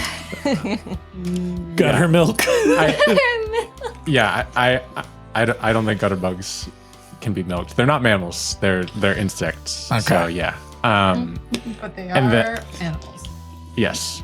And then the last one was growing some crops on the Landerol family farm and not just wine grapes. Kind of transitioning the farm. Seeing how they feel about it at first, at least. Right. I get you. Cool. Yeah. Where do we want to start? I think the Cove Farmstead seems like a good place.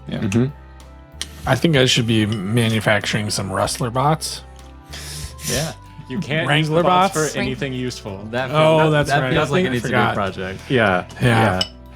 Only jokes, except, and the submarine doesn't count because the game gives it to you, and we've made it into a joke. Fair. Right. Yeah, let's go to the vineyard and Okay. sow some seeds and think about our deeds. Oh, season deeds. Yeah.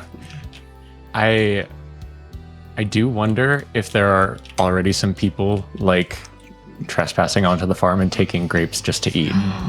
Yeah. Because I if they shoot- just have should I like shoot 'em? stale.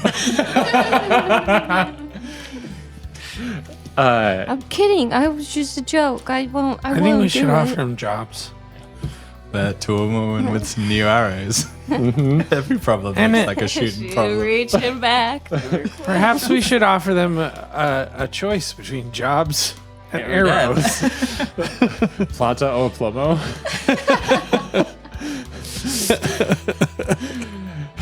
the true drug dealer way. I mean, look, here's the question. How well is any vegetable going to grow Yeah. in the lower tier? I bet you could do like beans. Legumes. Legumes. Beans. Nitrogen fixing vegetable. Beans. Beans. Made a lot of protein. Beans and shrimp. Yeah, I think That's going to be our fast casual branch. the rice wraps that you made to heal people were super expensive. Oh, sure. Yeah, it's a good. Yeah.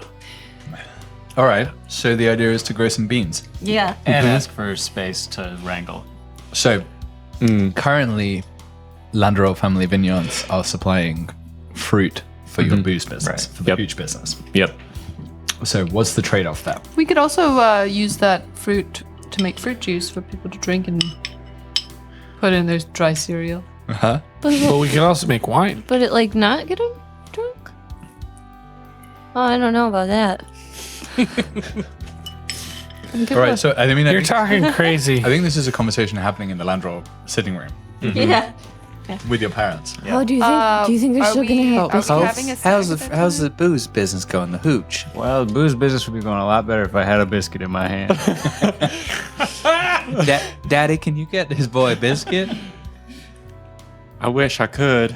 No, wait. I wish I could, but we. I mean, then the biscuits would be from down under. They that's would, stretched they thin. would be, but the Gravy. But I wonder if the flour good enough to make biscuits with is too expensive, and the best they can do is like Gruel and gravy. yeah, it's just some gruel. Oh, maybe. Oh my God, this is the worst thing I've said so far in this podcast. Maybe you can get the flour, but not the gutter butter. Butter. Butter. For that crumbly crumb. Yeah. Yeah, I'm sorry, son. I can get you a biscuit, but it's gonna be awful dry. We don't have none of that good dribbly gravy these days. Now, friends, that's our fault. Shh. I have noticed a concerning amount of posters of your friends out there. None of you, of course, Cove, but all your friends and someone called the Living Needler. Don't know him. Yeah, spiky face boy. Mm-hmm. The Prickler? Unclear. I think it's the prick. Cactus Man. Are your friends criminals? Well, you knew that. I mean, but like not any worse than you thought. It says y'all are dangerous. Only in the sense that we commit crimes. She's only dangerous when she's bored. What is Alara doing right now? Alara is just like poking at something, like a piece of the wall, and like almost breaking through. What? Did you say my name? I see. I hand you a fidget. What is it? Cove, it's always nice to see you, but are you here for reasons of criminal business? Well, not exactly criminal business. I mean, you've noticed a lack of food in town, and we noticed the an opportunity abundance of gutter bugs, which you know that's where it all comes from. We try not to think about it. Yep. Now, and we also know that you have some land, and the grapes aren't growing as well as they used to. And we were hoping we could maybe go out on a little hunt and wrangle up some gutter bugs and, raise them here. Oh. I heard those creatures are quite dangerous and they've been eating people all over the city. Is that safe, Cove? Well, son? I mean, I hadn't thought about it like that. Well, if I may, there's a lot of gutter bug wranglers out of a job right now. Oh, so y'all would be safe and the danger would be in other people's hands. Now I'm on board. Exactly. They seem like they know what they're doing. Yeah. CP creating some pastures here on the Landroll farm. That's kind of what we were thinking. And another idea was to grow food here, but I don't know how well things are gonna grow. I think you should grow beans. My mom used to bake with a lot of beans, and I know they can be used in a lot of ways, and they can be used instead of meat, and so I think you could use beans. And the gutter bugs, they're gonna poop, so it's good for beans. Mom, Dad, you better do what she says. And grapes too. She's very dangerous. Your parents are holding hands so tightly while Alara is talking. Her eyes are so wide. So grabs this a sign. It's like, just trying to design a new logo, but I think it's bugs and beans and Landroll Family Vineyards. My wife, do you mean bugs, beans, and booze? Oh, you've always had a flair for the dramatic. And he gives a wave of the hand and a little bow from the couch that he's sitting on. Well, we're in for all of your crazy criminal nonsense, Cove. You know us. All right, that's why I love you. Oh, parents really are the best, aren't they? I wouldn't know. Oh, Starless, you're always welcome here. Oh, As long as you bring us that sweet butter. Dad needs his butter. Wait, are we talking about food? I thought For the biscuits. I thought you couldn't milk a gutter bug. Where does the butter come from? Exactly. Nobody knows. We may never you down. Don't worry about it, Birdie. Well, that's a deal. You've got Landroll Family Vineyards behind you. We do still, at some point, need to think about that whole curse and like how we're gonna hand on. And also, I know somebody who can help protect if the government tries to step in. Oh, those inspectors! I hate regulation with every fiber of my being. I think our friend back at the dojo could help us out with that curse. Cove? The dojo? Yeah, you know, that friend that we found here and accidentally woke up and now inhabits the house that we live I mean, in. I wouldn't know how to ask it. I mean, that might be a Finn thing. I have been studying the arcane, and we do have a excuse me, We might need Ritual to make sanctum? a ritual sanctum. We might need to make a sacrifice on your land. I mean, what kind of sacrifice are we talking about here? Maybe sex or blood. I'm happy to help with one of those. Alara, take one of these. Okay. Ooh, what's this? Don't worry about it. It'll make you feel better. Oh. Hey, Cove, don't you worry too much, but we do need to be thinking about this. We don't want to incur the wrath of some sort of divine being and all be smitten. Of course, yeah. I mean, when's the time up? We gotta exchange hands soon. Oh, it's not long. I mean, for narrative economy, it's pretty soon.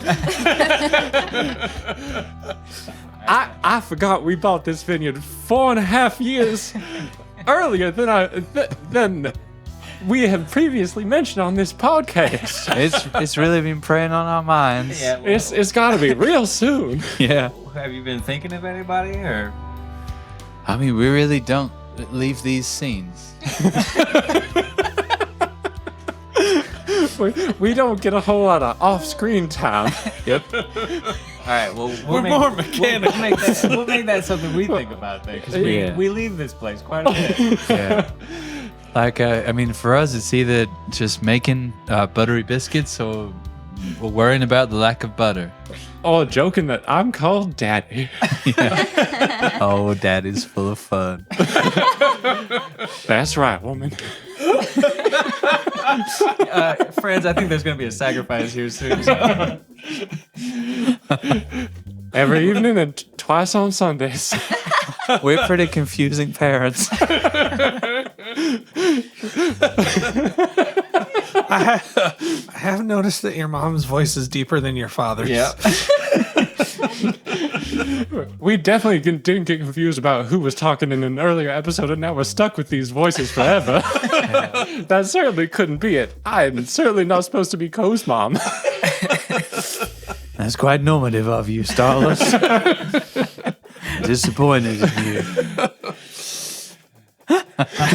All right, and so you leave, and as you see, as you walk away, you start seeing some beam poles go up, some fences go up for them gutter bugs. All right. Yeah, it's getting into quite the permaculture environment. Of course, one of the major problems is that you're not going to be able to rotate the vines around. They do have to stay in the same place, but you can at the very least rotate bugs and beans. Yeah, that's the idea. And then the bugs fertilize the land that then is used the next year for the beans and so on. And so Perfect. yeah, bugs and beans. And booze. Bugs and beans and booze. Yeah. And biscuits. Biscuits. Oh, my. Oh, Bugs, beans, booze, and biscuits. and a whole lot of bacon. Landrill Farms. That's the Landrill way. Especially the bacon. Bugs, booze, biscuits, and wait. Galactica? Bugs, booze, beans, and biscuits. And banging. That's the Landrill way. This episode's brought to you by.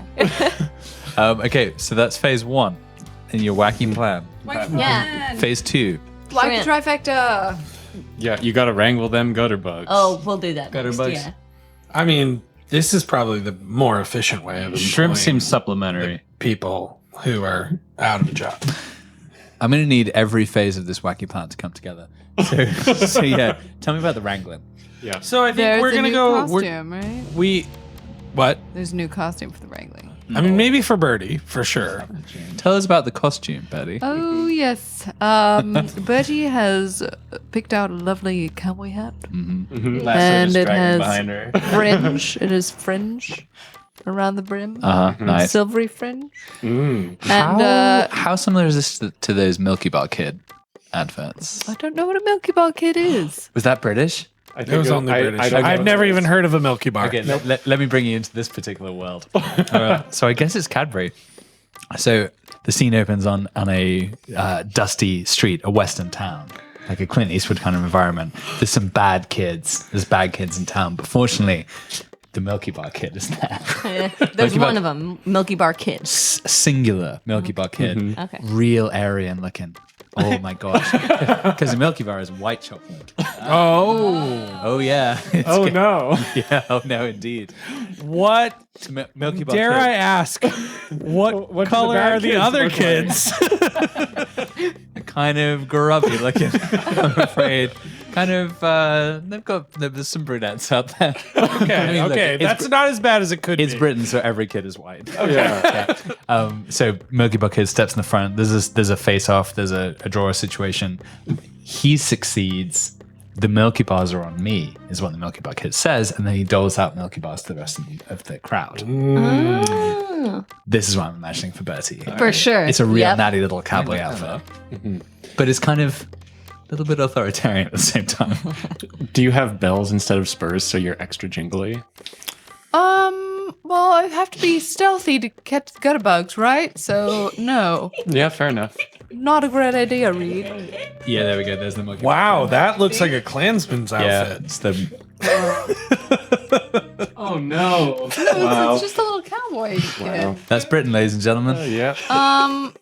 Yeah, so I think that he's got a lasso, Ted Lasso. and he's just hopping through the lasso, Oh, nice. practicing on like trying to lasso some things, so he can go lasso a gutter bug. So is Bertie the primary wrangler? I mean, Bertie is yet to wrangle anything, but Bertie is training for the first mission. Right. I like the idea that Birdie is doing these little like lasso tricks and in his cute little outfit. And then Who you gonna meanwhile we have hired former employees of the gutter bug, or excuse me, Serenity Natural Pastures. Right. Grizzled, scarred. And they're just grizzled, scarred. They're like in the elven equivalent of like Carhartts. There's nothing fancy about these people. Right. And they're just kind of looking at Birdie with an element of confusion or disgust. And Birdie has an Orville Peck style face mask, like fringe, because we still are wanted, and Birdie is very skeptical about hiring people from a factory we destroyed when there is now posters of us everywhere. Okay, so I'm thinking we're going to need to hear Bertie's motivational speech to the wranglers. And I demand it includes the phrase, "This is my first rodeo." There you go. All right, partners, let's giddy up and ride into the sunset, because this is my first rodeo, and I don't have two wits about me. So grab your partner do-si-do, grab your lasso, and on we go. Tally ho. Very good. It's pronounced lasso. What was that kid saying up there? I don't know. Let's get some gutter. The whole time, Birdie is adorably like jumping through his own lasso. I must Okay. admit the lasso skills are pretty good. Yeah, so I think you can maybe give a roll either for the skills or for consort. So it's either your public speaking or your lasso skills. Which one do you want to lean on? Which one is public speaking? Oh, that's the public speaking skill. Consort? Yeah, Sway? Sway. Sway? Yeah. I have the same for both. Charismatic boy. Charismatic boy. I don't know why, but I like that. Fuck. That's I 3. can't finish that sentence. Was that the consort or the lasso skills? I hadn't decided which Well, one this it way. was because they both have the same pip. Well, now I think you need to decide. What are you trying to impress them with? Your athletic skills or your speaking? My speaking. Okay. So I think your athletic skills work okay. You're hopping through the lasso. But you make, oh my gosh, a terrible error of vocabulary. What is Because it? I say lasso instead of lasso. I think Lasso that's it. instead of Yeah. lasso. Yeah. That kid say lasso. I think you said lasso. Which I feel like it should be an offensive term. Right, yeah. That's our word. No, no, I'm gonna cut that.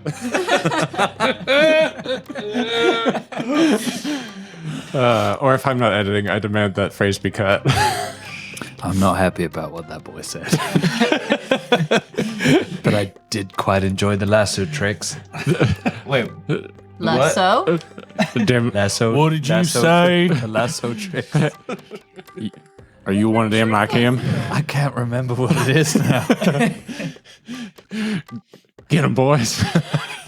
There's just a brawl in the back of the hall where Birdie's giving this presentation. And then I think the rest of you guys just go through handing out money. The whole thing is solved. Ilara's in disguise with her horse mask on. Yeah, she's like, I'll blend in with these folks. So yeah, I mean, so long as you guys are paying the money, I think your wranglers are good. Yeah, she's not talking. She's just giving people like thumbs up and like handing them money. She does like the lasso movement gesture. Yeah, and Thumbs I up. think to make this happen, you have to stop paying people at Shrimply the best. Briefly, you're just like as soon as someone buys something, you're taking knots and slivers out of the till and giving it to wranglers to get this business up and running. Yeah. And Yeah, you guys are really strapped for cash. yeah, Oh no, Mr. Peanut Butter. Right. And you've also then got the shrimp business too. Mr. Yep. Peanut Butter. and you've also got yes. yeah, Mr. Peanut Butter is BoJack Horseman. Yeah, let's cut that one for trademark purposes. If only we had just invested in one plan and not 3. Jacques Poupon and Earl Grey are just like complaining over in the corner. However, shall I avoid my cigarettes? This is nonsense. How can they get away with not paying us? well, we're gonna feed you free shrimp. That's good enough. I am quite hungry, so I haven't had a crap for days. Holy crap. Matthias Peanut Butter. I could help you with some crepes. I've never tried before, but it seems simple enough. I mean, if no, wait, not that. They don't exist in this world. All right, so phase 3. Tell me about the shrimping plan. We have to air out the submarine. Because you will get stoned That is if first. you just go right in and stay in there. I think this is one we can do fairly unmanned. Like we have Captain Bureaucracy bot. but the robots can't be used for anything useful, only jokes. But I still don't think we need to pay a crew. Like, I think you can do this yourselves. Yeah. And because I don't know if you want Yeah, other people guys, to know about we don't your want people dope to know about robot this. submarine. Yeah, that's a good point. Or the Yeah, fact that okay. we're illegally trawling for shrimp. Yeah, so I am going to set up some kind of trawling rig. I don't know if I have to roll for that. That seems like a tinker. I believe Tom has had an idea. Because he's crying silently in the corner.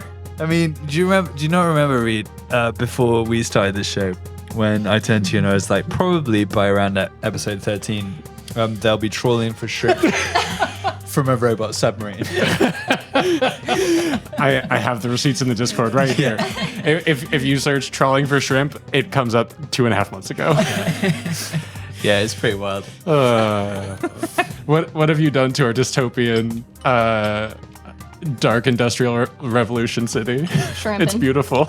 If it is any kind of dystopia, it's a very David Lynch dystopia. absolutely. I mean, it's always going to be with this bunch. Oh, yeah. I expected nothing less. Yeah, so I mean, is that a tinker roll or something? Or do I have to get your trawling device set up? Yeah. Roll for shrimp. Yeah. Roll for shrimp? Do I have to roll for shrimp? How many pips do you have in shrimp? So I have 3. Oh, Alara's got 2. I have 3. Oh. I mean, look, I do think you do need to create the shrimping device. Yeah. And I think you need to describe the shrimping device. Absolutely. Okay. Because it's not a net. That's boring. Yeah, it's something much cooler. It's a lady shrimp who's trying to attack. Okay, so it is a lady shrimp that goes on the there's a lady shrimp on either end of the tangle torpedo, and it which we've nicknamed Teaser, Miss Teaser. And as the shrimp approach, it triggers kind of like a Hungry Hippos style catch that just kind of reaches out and locks in all the shrimp that have been attracted. All the horny shrimp. All the horny shrimp, yes. And then those horny shrimp are then stored in an underbelly of the submarine that gets water through it, so it keeps them fresh. And remind me how big shrimp are in this world? Big. Large, like 25 pounds. Yeah. And this is a sustainable. The only ones we This is a sustainable method of fishing because you're leaving all the females out there, and so repopulation easy. Yeah. Exactly. Right. Yeah, that was part of the plan for sure. Yeah, I mean, Starless is a genius. This is incredibly well thought out. All right, wonderful. Okay. Thank you for coming to my TED talk. My shrimp talk. When did Ted? Oh yeah, this is actually called a Ted Lasso. Okay. Lasso. Oh my god, I can't even say that. I think you got a 6. It's a 6. That's a 6. Yay! Yeah. All right, so many horny shrimp. What's the charm?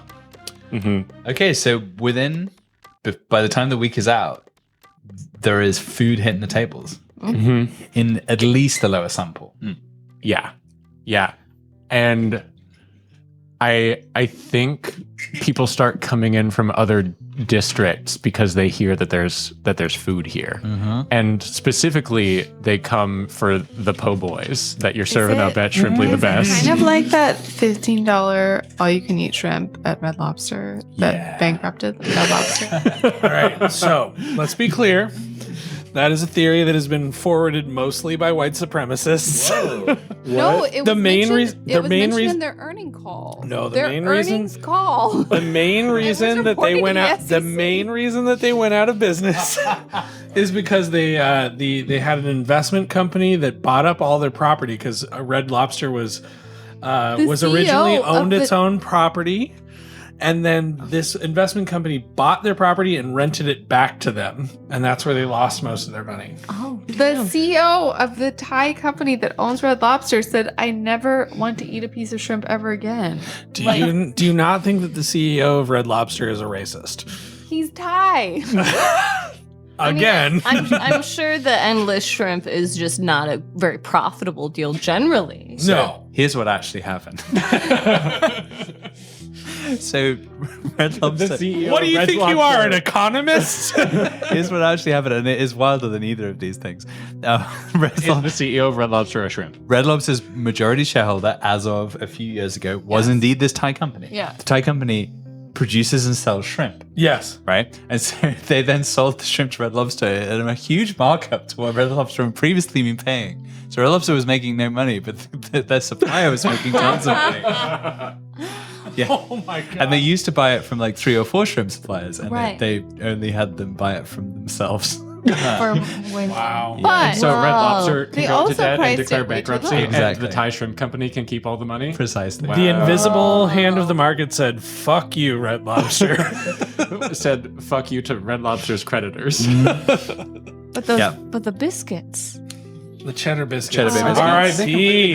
Is Red Lobster not a thing anymore? I do love that. I The, think it just went through restructuring and bankruptcy. Actually, do love- this podcast has bought it. We're now the owners of Red Lobster. and it is now called Shrimply the Best. Shrimply the best. And it was coming to Lower Sun Pool for our shrimp deals. But do love not all you can eat. That would be insane. I do love that that a seafood restaurant chain is known for their biscuits. Yeah. Not their Like, to the extent that they would bring them to China. Like, there was a Red Lobster near our house in Beijing, and like we went for the cheddar biscuits. It was the only place that was open while we were in Yeah. the lockdowns. During COVID so we used to go to lockdowns. Red Lobster. They stayed open during the lockdown. I don't think I've ever been to a Red Lobster, sadly. It was. This is the only one I've ever been to. Red Lobster used to be Red our Lobster. fancy date site in our college town. Born to Die is brought to you by the Neither of restaurant you ever did. formerly known as Red Lobster. You guys did a study group there, right? Yeah. Yeah. Yeah, double date with podcast bands. Right. Yeah. Yeah. Yeah, I mean, no, you could be exes. That's fine. It adds he, a little- he is adds a little technically my drama. ex. Yeah. Ooh. Exciting stuff. Ooh, tell us more. Well, then I That's- decided to marry that- him, so he's my ex-boyfriend technically. You're not married. How I many mean- times do we have to go over this? We're just gonna mean- cut every mention of marriage. It's fine. Actually, Elitu does that automatically. Yeah, it's true. It just Yeah. replaces it with "I'm sexy." I'm sexy with True.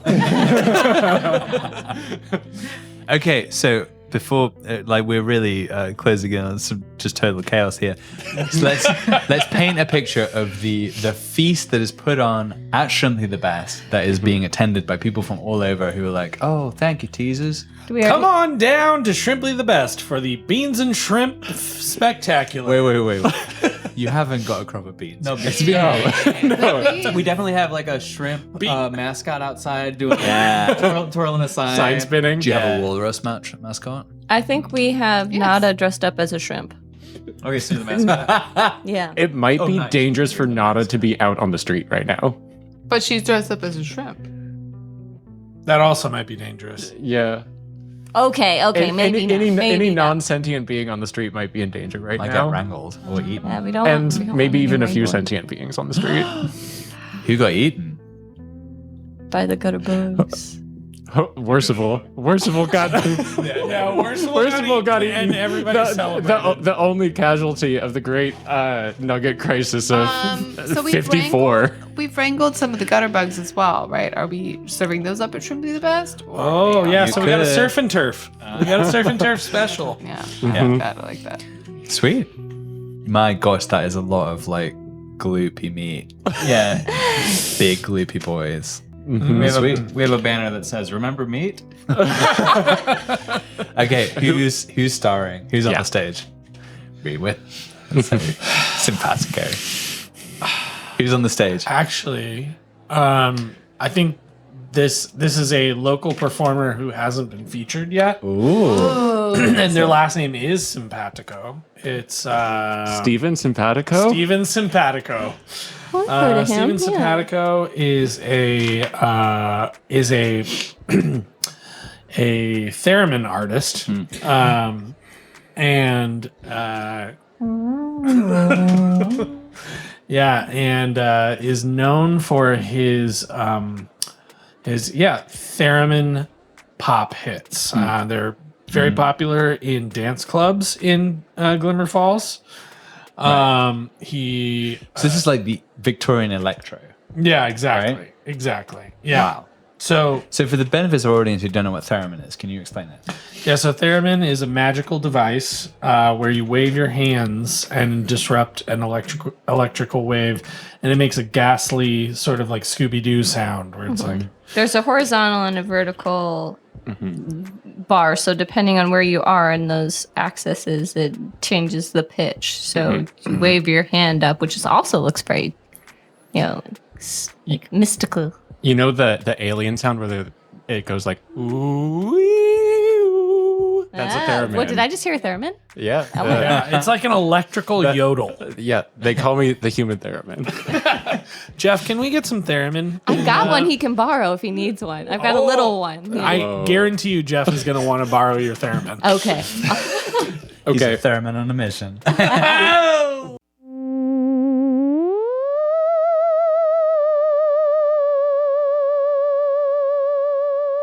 What does Steven Simpatico's set aside from the theremin, because it is a comedy club. Who's the guy who hammered the watermelons? Gallagher. It's like that. In what way? He hammers the theremin. No, he breaks something open. He busts something. I wouldn't mind if he just has this? watermelons in a theremin. No, but watermelons are food. No, maybe true. he Yeah, puts no food different waste. objects into the theremin and then comments on the sounds they make. Oh. And says, "What's the deal with that?" What's the deal with theremins? Okay, I think we're going to need a roll for Steven Simpatico. Because this doesn't Is that sound, it fortune doesn't roll? sound good. Is that a fortune roll? I think it's at disadvantage. Yeah, it's a bad idea, so let's see. All right, one die. No, it's 2 die. Two 2 die. die I take take the lower. Birdie's really worried about this. Okay, we got a 1 and a 2. Yeah. No rotten tomatoes are thrown. Okay, It's just rocks. I'm going to ask a loaded question. How tasty does Steven Simpatico look? I think actually one of the ways in which he fails is that he starts making actually never mind. It's bringing in the real world too much. Never mind. No real world. Does he look eatable? Yes. I think Steven is a tasty boy. Oh dear. Yeah. He's well marbled. Your we eating surf and elves turf now? your surf and turf deal has brought in so many customers. The kitchen has run out of food, Yeah. and then Steven Simpatico is up there. He's just bombing. He's so bad. And But he as is the also- as the rocks hit, I'm like, oh, this is kind of like tenderizing. And Steven, get out of there. as you say that, he stands up, and one wide thrown rock from a drunk patron just hits him right in the temple, and he goes down on the stage. I quickly drag him off stage towards the kitchen. And we're not Why? we're not going to specify what happens next. Yeah. Alara could be needed to- saving Steven. He needed to go. Yeah. But anyway, regardless, there was plenty of tasty meat. Yep. The people got fed. And Shrimply the best. Wow. We're villains. Ouch, my trauma. This is just like the episode Tom wasn't here for, and yet Tom is here this week. What's going on here? Encouraging this behavior? How What dare is you? this? What have you done to my beautiful, beautiful world? Look, the learning to be a person in the world is becoming who you truly are, and this group clearly has learned who they truly are and they're leaning into it hard. Oh, thank you to this crew of psychopaths and cannibals. Thank you to my coach Emery, I can't believe we've done this. and thank you to Jeff, who is now scoring it increasingly evil podcast. Who knows what direction we're going next? We've got so many episodes to get better or worse. Who knows? Yeah. I mean, on the upside, a theremin does fit well with an evil cast. Very much. Yes. And of course, thank you to our sponsors, Serenity Natural Pastures and Down Under Farms, for that sweet flesh-based nugget taste you crave. Do you remember meat? Good night, everyone. Good Night. Jesus Christ. I love the chaos episodes. Take your comfort, weary traveler, in the shadow of the Seven's wall, where though magic may be gone, the tangle lives on in the echo of the leaf music's call.